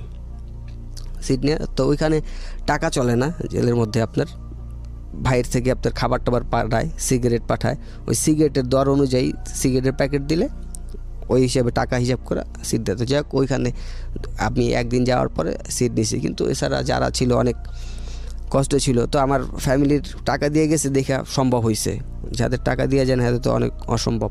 তো খাবার অনেক সমস্যা, তখন ফ্যামিলির তো আসলে আমার এরকম অ্যাবিলিটি ছিল না যে আইসা টাকা দিয়ে যাইবো তারপর আমি খাবো বাইরের খাবার, এরকম তো সম্ভব ছিল না। উল্টা আমার ফ্যামিলি দিতে পারতাম না বিধায় কিন্তু আমার এই কাজগুলো করা হয়েছে। রাইট। তো এখন এই সম্ভব না, তাই যাই হোক আমার বোনের হাজব্যান্ড মোটামুটি ওনার টাকা পয়সা যা ছিল উনি সহযোগিতা, উনি তার কন্টিনিউয়াসলি সহযোগিতা করবো না প্রথম যাই হোক। তো পরে সিট একটা নিয়ে দেখা যায় ওইখানে খাবার টাবার খুব সমস্যা হয়, তো তখন সিগারেটও তো খাইতাম, তো সিগারেটও ওইখানে ভিতরে হাঁটতে নিতে হইতো বা বাইরে। তো দেখা গেছে ওইখানে ব্যাপারটা হয়েছে কি, একটা ফ্যামিলির মতো ওইখানে ব্যাপারটা হয়েছে এরকম যে 5-7 জন মিলা একটা সংসার বলে ওই ভিতরে, 5-7 জন মিলা। তো দেখা গেছে আমার যদি খাবার দেওয়া যায় কেউ, তো আমরা 5-6 জন মিলামিশা খাবো আর কি, তো আরেকজনের যদি খাবার দেওয়া যায় এরকম। তো এর মধ্যে দেখা গেছে যে ওইখানে যার বাইরেতে খাবার আসে না, তো হ্যার পরিশ্রম কাজগুলো হ্যার করতে হয়, মানে যার বাইরেতে খাবার আসে না, তো প্রতি সপ্তাহে কিন্তু বাইরেতে খাবার দেওয়া যায় প্রত্যেকটা লোককে যার ফ্যামিলি আছে বা টাকা আছে, কিন্তু যার খাবার আসে না হ্যার কাজগুলো করতে হয়। তো এরকম একটা মানে হে খাবারটা পাই আপনাদের কাছ থেকে। আপনাদেরকে বলছি এই অনুষ্ঠানে অংশগ্রহণ করার জন্য ফোন করতে হবে আপনাকে। ফোন নাম্বারটি হচ্ছে 096119004। আমি আবারও বলছি 096119004। আপনি যদি ইউটিউবে পুরো অনুষ্ঠানটি শুনতে চান চলে আসুন আমাদের ইউটিউব চ্যানেলে, পুরো অনুষ্ঠানটি দিয়ে দেওয়া হয়েছে ওখানে। আমাদের ইউটিউবের ঠিকানা youtube.com/DFM904। আরও একবার বলছি youtube.com/DFM904। সাবস্ক্রাইব করতে ভুলবেন না। বিরতি নিচ্ছি আরও একটি। Secrets. Something beyond entertainment.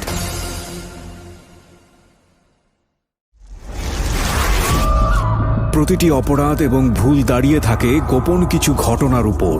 আমরা সেই গোপনকে আনতে চাই সবার সামনে, যে গোপন আপনাকে অপরাধ কিংবা ভুলের মূল কারণ দেখিয়ে দেবে। আপনি হয়তো নতুন করে ভাবতে শিখবেন কিভাবে অপরাধ থেকে দূরে থাকা যায়। আমরা অপরাধীকে দোষী বলার আগে কেন সে দোষ করেছে সেটা দেখাই, যাতে আপনি আর সেই ভুল না করেন। আমরা অপরাধকে নিরুৎসাহিত করতে অপরাধ কিংবা কোনো ভুলের নির্মম পরিণতি দেখাই, যাতে আপনাকে আমরা সেই জায়গায় না দেখি। আমরা বিশ্বাস করি প্রতিটি মানুষই সম্ভাবনাময়। কাউকে তার ভুল বা অপরাধের শাস্তি দেবার আগে আমরা তার ভুলের পেছনের গোপন সত্য সবার সামনে বলার সৎ সাহসকে সম্মান জানাই, যাতে আপনি সেই ভুল থেকে বাঁচতে পারেন। শুরু হলো সিক্রেটস, সামথিং বিয়ন্ড এন্টারটেইনমেন্ট।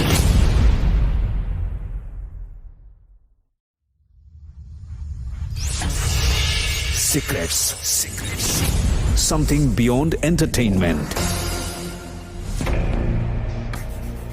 স্বাগত আরো একবার প্রিয় শ্রোতা, আপনারা শুনছেন ঢাকা FM 904। আমি আরজি কিবরিয়া রয়েছি আপনার সঙ্গে, এবং যারা আজকে এখানে এসে কনফেস করতে চাচ্ছেন, নিজের জীবনের ভুল বা অপরাধ জানিয়ে মানুষকে সচেতন করতে চান, তাদেরকে বলছি ফোন দেবার জন্য এই নাম্বারে 09611904904। আমি আবারও বলছি 09611904904, অর্থাৎ 09611904904।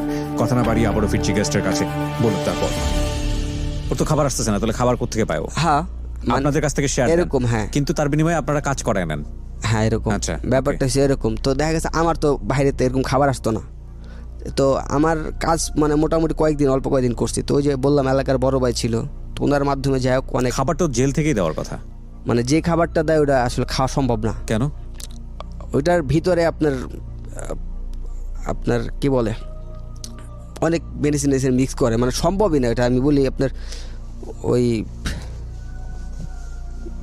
মানুষের শরীরের যে একটা উত্তেজনা থাকে না, ওইটা দমন করার জন্য কিছু মেডিসিন দেয় ওখানে খাবারগুলোর মধ্যে। আর ওই মেডিসিনটার কারণে মানে খাওয়া সম্ভব না, গন্ধ লাগে, অনেক গন্ধ লাগে, আর কোনো স্বাদ থাকে না, মানে বিষাদ হয়ে যায়।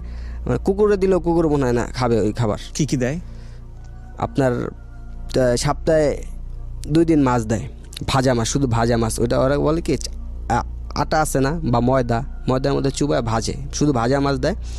আর সকালবেলা একটা রুটি আর আপনার গুড় অথবা ডাল দেয়। আর দুপুরবেলা আপনার সবজি ভাত, এরকম ভাত পাওয়া যায়, মোটামুটি অনেক ভাত পাওয়া যায়, কিন্তু সবজি ফিক্সড তার মধ্যে তো খাওয়াই যায় না। কেন? ওই যে বললাম যে গন্ধ বা ওই মেডিসিন দেয়, এই জন্য খাওয়া যায় না। আর ওগুলা আর রাত্রেবেলা তো সপ্তাহে 2 দিন মাছ দিব, আর এছাড়া তো সবজি আছে। রাত্রেবেলা কি দেয়? মাছ 2 দিন মাছ দেয়, সপ্তাহে 2 দিন। আর এছাড়া একটু সবজি। আর সপ্তাহে 1 দিন কথা আছে, মানে আপনার জেলের যে নিয়ম অনুযায়ী সপ্তাহে 1 দিন গোশ দিতে হবে, কিন্তু ওরা 2 সপ্তাহ 3 সপ্তাহ পরেও দেয়, কিন্তু 1 পিস, মানে আঙ্গুলে যে করা পরিমাণ, আঙ্গুলে যে একটা করা থাকে, মেডিসিন মিক্স করা থাকে। হ্যাঁ, ওগুলোর মধ্যে মেডিসিন সব কিছুতেই মেডিসিন মিক্স করা। মেডিসিন ছাড়া কোনো খাবারই নেই ওদের এখানে, মেডিসিন দেয়, মিক্স করে খাবার দেয়। ওই খাবার দিয়েই যে কোনো মতো চলে। তো বাইরেতে তো ওরকম বাইরের খাবার পাঠান যায় না, শুধু আপনার আমরা শুকনা খাবার যেটা বলি আর কি, বিস্কুট টিস্কুট। তাও ওই জেলের ওইখানে দোকান আছে, ওই দোকান থেকে কিনে বাইরেতে পাঠানো যাবো না, কারণ বাইরেতে পাঠালে অনেক নেশা জাতীয় দ্রব্য ঢুকে ভিতরে, এই জন্য বাইরেতে পাঠানো যায় না। আর অনেক চেক করে ঢোকা। আর শুধু বিশেষ কিছু দিন, যেমন ঈদ, 2টা ঈদ, আপনার শবে বরাত, শবে কদর বা 16 ডিসেম্বর, আমাদের রাষ্ট্রীয় যেই কিছু বিশেষ দিনগুলো আছে বা ইসলামিক দিক দিয়ে বিশেষ দিন, ওই দিনগুলোতে বাইরেতে খাবার ঢুকতে দেয় আর কি, বাসাতে খাবার রান্না করে নিয়ে যাবো ওরকম ঢুকতে দেয়। এছাড়া জি। তো আপনার খাবার আসতো না, আপনি কিভাবে কি করতেন? আমার ওই যে খাবার আসতো না, আমি অল্প কয়েকদিন একটু কাজ করে দিচ্ছি ওদের।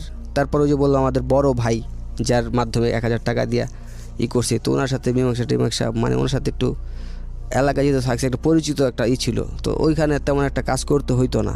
আর দেখা গেছে যে একটা লোক ওইখানে 3 মাস হয়ে গেলে, 3 মাস হওয়ার পর তারপর একটু পুরান হয়ে গেলে, তখন তার এমনি খাবার টাকা না এলেও সমস্যা নাই। বাকি মানে প্রতিদিন তো লোক আসতে আসে, তো একজন করে নেয়। তো নতুন লোক যারা কাজ করায়, ওদের নিয়ে কাজ করায়। দেখা যাচ্ছে একটা লোকের যখন 3 মাস হয়ে যায়, তখন ওইখানে সে পুরান হয়ে যায়, তখন তার ওই কাজ করার একটা থাকে না। যদি খাবার নাও আসে, তারপর কাজ করা দরকার পড়ে না, তখন তার কাজ অন্য কেউ করে দিবে আর কি। হয় না যে ওইখানে কাস্টরি বলি আর কি, যেটা কাস্টরি। তো ওইখানে তোর কাস্টরি যদি 3 মাস হয়, তাহলে তো সিট দেয়। আর আমরা তো কিনাতে যে কোনো টাইমে নেওয়া যায়। আর 3 মাস হওয়ার পর যে যতদিন ওইখানে কাস্টরি হইব, তার পাওয়ার তত বেশি। জি। মানে যে ওইখানে যদি আমার 5 বছর কাস্টরি থাকে, তো এখানে আমি পাওয়ারফুল, এরকম ওইটার ভিতরে এরকম চলে। তো আপনার তো দেড় মাস 2 মাস পর কোর্টে নেওয়া যায়, কোর্টে উঠায়, তো জামিন চা হলে জামিন দেয় না। তো প্রায় 14 মাস পরে তো হাইকোর্টের থেকে জামিন হয়েছে আমার। তো জামিন হইয়া তো বের হইলাম। বের হওয়ার পরে ততদিনও আপনি স্বীকারোক্তি দেননি? না, ওই 14 মাসেও আপনি কোনো স্বীকারোক্তি দেন না, জেলের মধ্যে কোনো মারধর করে না। যদি তার মানে আপনি পুলিশের কাছেও এখন পর্যন্ত স্বীকার করেননি যে এই কাজটা আপনি করেছেন? না। সেই অর্থে আপনি আজকে প্রথম সিক্রেটস অনুষ্ঠানে আপনি প্রথম স্বীকারোক্তি দিলেন যে হ্যাঁ আপনি কাজটা করেছিলেন। হ্যাঁ, এটা যে আপনার জন্য অনেক বড় বিপদ ডেকে নিয়ে আসতে পারে এটা জেনেও আপনি এটা করেছেন। হ্যাঁ, এটা কারণ একটা আসলে গণমাধ্যমে স্বীকারোক্তি দেওয়া, এটা এখন আমি যতদূর জানি যে এটা এখনো মামলাধীন অবস্থায় রয়েছে। এটা এই মামলা এখন পর্যন্ত চলছে। তো সেটার পরেও কেন আপনি এই স্বীকারোক্তিটা দিলেন? কারণ স্বীকারোক্তিটা দিলাম এই জন্য যে আসলে আমি তো অপরাধ করছি, আর প্রত্যেকটা অপরাধের শাস্তি অবশ্যই তার পাওয়া উচিত। এটা এখন আমি এই দুনিয়াতে না পাই, আখিরাতে অবশ্যই আমার পাইতে হইব। তো এই জন্য চিন্তা করলাম যদি শাস্তি হয়েও যায় আমার, হোক, কারণ আমি অপরাধ করছি, অপরাধের শাস্তি তো অবশ্যই পাইতে হইব, এটা তো দিতেই হইব। এখন আমি বললাম না যে দুনিয়া না পাই, আখিরাতে অবশ্যই আল্লাহ দিব আমারে, তো দুনিয়াতেই পাওয়া যাই। আর এছাড়া শাস্তি মোটামুটি অনেকটাই পাইছি। 14 মাস যেহেতু জেল খাটছি আমি, এখানে আমি যে ক্রাইমগুলো করছি যাতে এই ক্রাইমগুলো অন্য কেউ না করে, এই জন্যে মানুষ যাতে সচেতন হয় এই কাজগুলো করলে যে কি বিপদে পড়তে হয় বা কতটা কষ্টে থাকতে হয়, এগুলো আসলে আমি মানুষের কাছে জানাইলাম যাতে ওনারা এই কাজটা ভবিষ্যতে না করে। এর জন্যই এই কাজগুলা। ওকে, তো আমি যেটা বুঝি যে আপনার জীবনটা এখনো ঝুলন্ত অবস্থায় আছে, মামলা জটিলতার মধ্য দিয়ে যাচ্ছেন আপনি। এটা কবে নাগাদ কিভাবে সমাধান হবে আপনি সেটা জানেন না। জানি না। এবং আপনি এখানে সিক্রেটস অনুষ্ঠানের আজকে প্রথম অতিথি, প্রথম পর্ব। সেখানে আজকে আপনি নিজের জীবনের অন্যতম একটা সিক্রেট আপনি আজকে লাখ লাখ মানুষের সামনে কনফেস করলেন, এবং সেটার পেছনে উদ্দেশ্য ছিল একটাই, যাতে আপনার মতো করে এরকম কোনো গোপন সত্য কারো জীবনে যাতে না আসে, এবং এটা থেকে আসলে যে পার পাওয়া যায় না।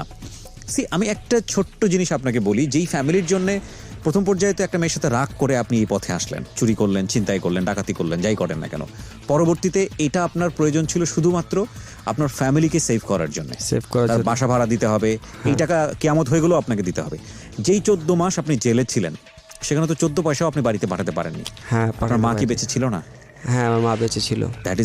দ্যাট ইজ মাই কোশ্চেন, প্রিয় শ্রোতা, যে ওর যে ফিলটা ছিল যে কিয়ামত হয়ে গেলেও আমার বাড়িতে টাকা পাঠাতে হবে, কিয়ামত তো হয়েছে, তার চেয়েও বড় কিছু হয়েছে ওর জীবনে, যে ও 4টা পয়সা বাড়িতে পাঠাতে পারেনি, এবং ওর মার সবচেয়ে কাছের মানুষ ছিল, সেই মানুষটা জেলে কখন বের হবে, কিভাবে বের হবে ওর মা জানে না। একটা হচ্ছে যে মাকে পয়সা পাঠাতে পারছে না, সেটা তো একটা কষ্ট আছেই, কিন্তু মা তার সন্তানকে জেলের মধ্যে রেখে বাইরে আছে, তাহলে মার জন্য ফিলটা কি হতে পারে, মানে ভয়াবহতম অবস্থা।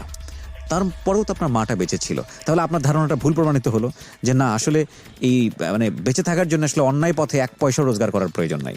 এই 14 মাস কিভাবে আপনার মা চলেছে? হ্যাঁ, এইটাই, মানে যে আমি তো তখন যে কাজগুলো করতে হয়তো চিন্তা করছি যে বাসায় টাকা দিতেই হবে, রাইট, কিন্তু এখন তো এই টাকা মানে উল্টা পথে যেটা বললে ক্রাইম পথে যে টাকা বা অনৈতিকভাবে টাকা ইনকাম করা, যে ফ্যামিলি চালাইতে হইব, যে ওরকম না করলে যে আল্লাহ চালায় না, এটার আসলে প্রমাণ তো মিলেই গেল। তারপরেও যা করছে জীবনের তো অবশ্যই ভুল করছি, তার এখানে আসার কারণ তো এইটাই, যে আমার মতো ভুল আর কেউ না করে। এই সময় মা কিভাবে চলতো? আমার মা চলতো, আবার মামারা ছিল, সাপোর্ট দিয়েছে তারা, মামারা, তারপর আমার বোনরা ছিল, বোনের হাজবেন্ড যারা ছিল, সামহাও তারা সাপোর্ট দিয়েছে। হ্যাঁ, এবং এটাই আল্লাহ বলেছেন যে চাইলেই তুমি সৎ পথে থাকতে পারো, বাকিটুকু তো তিনি হেল্প করবেনই। হ্যাঁ, এবং সেজন্য অসৎ পথে যাওয়ার কোনো প্রয়োজন নেই।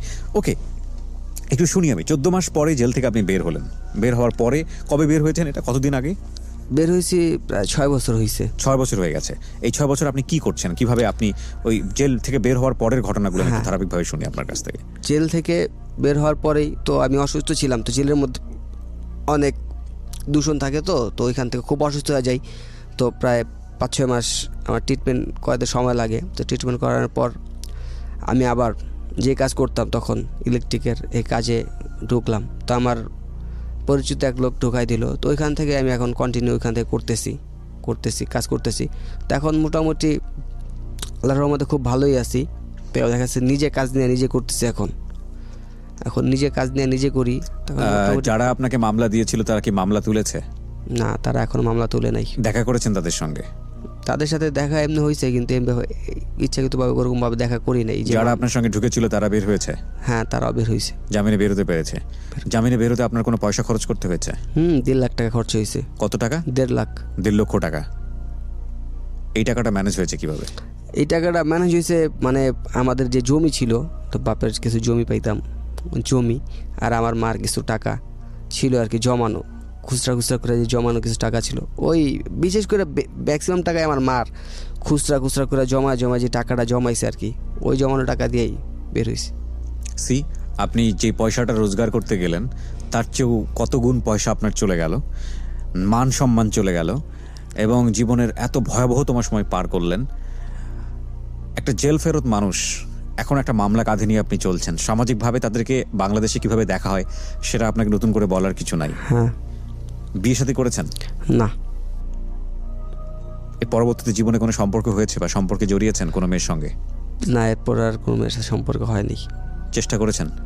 না, চেষ্টাই করে, ওরকম মন মানসিকতা ছিল না। সি, আপনার ভেতরটাকে তো মেরে ফেলেছে। একটা যেটা হচ্ছে চেষ্টা করতে গিয়ে আপনি যে ধরনের প্রতিবন্ধকতার মুখোমুখি হবেন সেটা ডিফারেন্ট কেস। বিয়ে করার যদি মানে সে যদি পথের ভিখারিও হয়, সে যদি জানে যে তার মেয়েকে যার সাথে বিয়ে দিচ্ছে সে একটা মামলার আসামি, সে 100 বারের জন্য চিন্তা করবে, বিয়ে দিবে না সে। হ্যাঁ, আচ্ছা, অবশ্যই। এবং এরপরে আপনি আর কোনো চিন্তাই করেননি কোনো মেয়ের সাথে জড়ানোর জন্য। হয়তো চিন্তা করলে সেখানেও আপনি বাধাগ্রস্ত হবেন। হ্যাঁ, এটাই অবশ্যই। তো আপনি এখন সৎ পথেই পয়সা রোজগার করছেন? হ্যাঁ, সৎ পথেই পয়সা রোজগার, আল্লাহর রহমতে খুব ভালো আছে এখন। এটা তো সবচেয়ে বড় গিফটের যে আপনি শেষে অন্তত বলতে পারছেন যে আল্লাহর রহমতে আপনি ভালো আছেন। কি বলতে চান যারা আপনাকে এতক্ষণ ধরে শুনছে বা যারা এতক্ষণ ধরে আপনাকে শুনলো, তাদের উদ্দেশ্যে কিছু বলার আছে আপনার সব কিছু মিলিয়ে? হ্যাঁ, অবশ্যই। এখানে লিসেনার যারা আছে ওনাদেরকে বলতে চাই যে আমি আরিফ হোসেন যে ক্রাইমগুলো করে আসছে এই পর্যন্ত টাকার জন্য, শুধু একটা মেয়ের ভালোবাসা হোক বা ফ্যামিলি সংসার টাকা জোগাড় করার জন্য হোক, যেভাবেই হোক, তো এই ক্রাইমের টাকা দিয়ে আসলে সংসার চললেও কিন্তু একটা পর্যায়ে এর বোঝা মাথায় নিতেই হয় অবশ্যই। যে আপনি ক্রাইমগুলো করছেন এর অবশ্যই এর বোঝা নিতেই হইব। তো ক্রাইম করলে যে একটা সংসার ফুললি ভালোভাবে চলে এটা কোনো মানে হয় না। আর ক্রাইম না করলেও সৎভাবে চললেও সংসার সুন্দরভাবে চালানো যায়, এটাই আমার কথা। যে ক্রাইম আসলে যারা শুনলেন আমার কথা, এরকম ক্রাইম আসলে আপনারা যদি চিন্তাও থাকে আপনাদের, এখন এই এপিসোডটা শোনার পর থেকে, আপনারা প্রোগ্রামটা শোনার পর থেকে আসলে ছেড়ে দিবেন যে এই ক্রাইম আসলে করা উচিত না। এই ক্রাইম করলে আমি যেই প্রবলেমটা ফেস করছি, অবশ্যই আপনারা এই প্রবলেমটা ফেস করতে পারেন।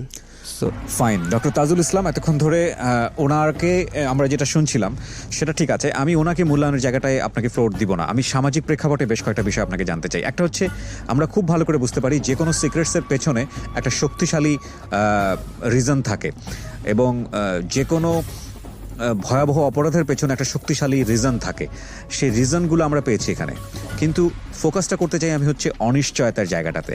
দেখুন, এই ছেলেটা অপরাধ করে পয়সা রোজগার করে তার মাকে দিত, তার ফ্যামিলিকে কন্ট্রিবিউট করত, এবং একই সাথে এই ছেলেটার অপরাধের দিকে ঝুঁকে যাওয়ার পেছনের কারণটাও হচ্ছে এই অর্থই। কারণ সে মনে করেছে জীবনের একটা পর্যায়ে যে অর্থ থাকলে একটা মেয়ের মন পাওয়া যায়, সুতরাং আমাকে যেভাবেই হোক না কেন অর্থ রোজগার করতে হবে। এই দুটো জায়গার ব্যালেন্স কিভাবে করা সম্ভব? এবং এই যে দুটো ঘটনা, এই দুটো ঘটনা কিন্তু আমাদের প্রত্যেকের জীবনেই খুব কমন। আমরা যে এত কাজ করি, এত পরিশ্রম করি, এই তো পয়সা রোজগার করার জন্য, আমাদের ফ্যামিলিকে হ্যাপি করার জন্য, এবং সেখানে বিভিন্ন লেভেলের দুর্নীতি হয়। এবং একই সাথে ও যে ঘটনার মুখোমুখি হয়ে পয়সার প্রতি লোভের পড়ে গিয়েছে বা পয়সার দিকে অন্যভাবে মোটিভেট হয়েছে, সেরকম ঘটনাও আমাদের প্রাত্যহিক জীবনে ঘটে। তো এই রকম ঘটনা ঘটলে সেখান থেকে নিজে ভালো পথে মোটিভেশন করা কিংবা মোটিভেট করে ভালো রাখা, এটা কিভাবে সম্ভব? কোনো টেকনিক আপনার জানা আছে কিনা? জি, এটাও একটা গুরুত্বপূর্ণ। আমাদের এই সমাজে আমরা যতটুকু দুর্নীতি দেখতেছি, ঘুষ বলেন বা সকল রকমের দুর্নীতি যেগুলো আছে, তার পিছনে প্রধান কারণ হচ্ছে যে টাকা উপার্জন করব, সেই টাকা দিয়ে সংসার চালাবো, আরো খুবই নামি দামি এবং ভালোভাবে মানে সবার দাবি পূরণ করব। স্ত্রীর অনেক চাহিদা আছে, ছেলে মেয়ের অনেক চাহিদা আছে, বড় গাড়ি থাকবে, এটা করবে সেটা করব। আর এখানে আজকের আরিফের ব্যাপারটা হয়তো ওই পর্যায়ের না, সে হয়তো দরিদ্র মানুষ, তার তারও পরিবারকে হয়তো তাকে ভরণ পোষণের জন্য দায়িত্ব নিতে হয়েছে।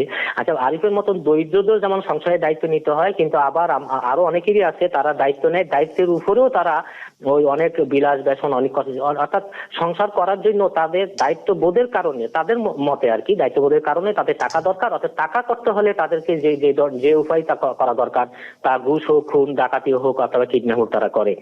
এই যে কাজগুলি করে, এখানে দুইটা দায়িত্ব আছে, যারা করে তাদের একটা দায়িত্ব এবং যারা নেয় তাদেরও দায়িত্ব আছে। যারা নেয় তাদেরও বুঝতে হবে যে আমার স্বামী বা আমার বাবা কিভাবে উপার্জন করে, সে কি ঘুষ খেয়ে উপার্জন করে বা খারাপ পথে এনে আমাদেরকে এটা দেয়, তাদের সেই দাবিটা কমাইতে হবে, 1 নম্বর।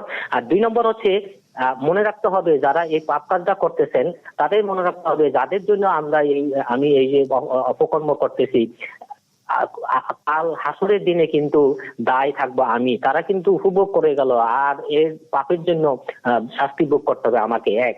2 নম্বর 3 নম্বর হচ্ছে যে এই জগতেও যদি কোনো দায়িত্ব নিতে হয় অথবা ধরা পড়া যায়, যেমন আরিফের ক্ষেত্রে হলো, তাকে জেলে যেতে হলো, এমনকি সে তো মারাও যেতে পারতো, অথবা অন্যান্য ভাবে হতে পারতো, অর্থাৎ এই জগতেও যদি তার কোনো বিপদ হয় সেটাও তাকেই কিন্তু মোকাবেলা করতে হবে, এটার জন্য সেই দায়ী থাকবে।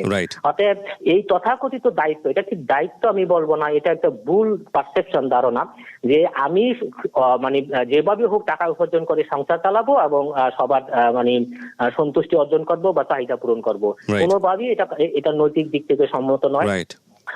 সবভাবে মানে জীবন যাপন থেকে যতটুকু মানুষ উপার্জন করতে পারে, মানুষ আল্লাহ যাকে যতটুকু রিজিক দিয়েছে সেই রিজিক দিয়ে জীবন চালাতে হবে, নিজের জীবন চালাতে হবে, অন্য জীবন চালাতে হবে। যাদের জন্য আপনি চালাতে চাচ্ছেন তাদেরকে এটা বুঝতে হবে, তার যদি না বুঝে মনে করতে হবে তারা আপনার উপর অন্যায় জিনিস আরোপ করতেছে, অতএব আপনি সেই অন্যায়টা মানা কোনো কারণ নাই, এবং এটা না করলে আপনি দায়িত্বহীন হয়ে গেছেন, এটা কোনোভাবেই সঠিক কাজ ধারণা নয়।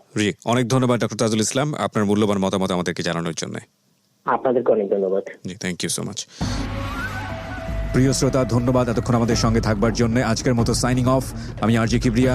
আবারও ফিরে আসবো বুধবার জীবন গল্পে। সে পর্যন্ত অনেক অনেক ভালো থাকুন। আরও একবার মনে করিয়ে দিচ্ছি, আমার অনুষ্ঠানটি চলাকালীন সময়ে ইউটিউব থেকে আপনি পুরোটাই পেতে পারেন, এমনকি অনুষ্ঠান শেষ হবার আগেই ওখানে পুরোটুকু দিয়ে দেওয়া হয়, আপনি যদি সাবস্ক্রাইব করে থাকেন আমাদের চ্যানেলটি। তবে ইউটিউবের ঠিকানা হচ্ছে youtube.com/dfm904। ভালো থাকুন, নিরাপদে থাকুন, অপরাধ থেকে দূরে থাকুন, সচেতন হন এবং সচেতন করুন। শুভরাত্রি।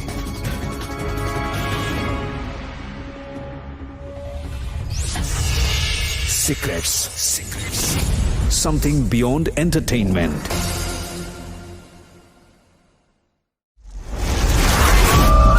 প্রতিটি অপরাধ এবং ভুল দাঁড়িয়ে থাকে গোপন কিছু ঘটনার উপর। আমরা সেই গোপনকে আনতে চাই সবার সামনে, যে গোপন আপনাকে অপরাধ কিংবা ভুলের মূল কারণ দেখিয়ে দেবে। আপনি হয়তো নতুন করে ভাবতে শিখবেন কিভাবে অপরাধ থেকে দূরে থাকা যায়। আমরা অপরাধীকে দোষী বলার আগে কেন সে দোষ করেছে সেটা দেখাই, যাতে আপনি আর সেই ভুল না করেন। আমরা অপরাধকে নিরুৎসাহিত করতে অপরাধ কিংবা কোনো ভুলের নির্মম পরিণতি দেখাই, যাতে আপনাকে আমরা সেই জায়গায় না দেখি। আমরা বিশ্বাস করি প্রতিটি মানুষই সম্ভাবনাময়। কাউকে তার ভুল বা অপরাধের শাস্তি দেবার আগে আমরা তার ভুলের পেছনের গোপন সত্য সবার সামনে বলার সৎ সাহসকে সম্মান জানাই, যাতে আপনি সেই ভুল থেকে বাঁচতে পারেন। শুরু হলো সিক্রেটস, সামথিং বিয়ন্ড এন্টারটেইনমেন্ট।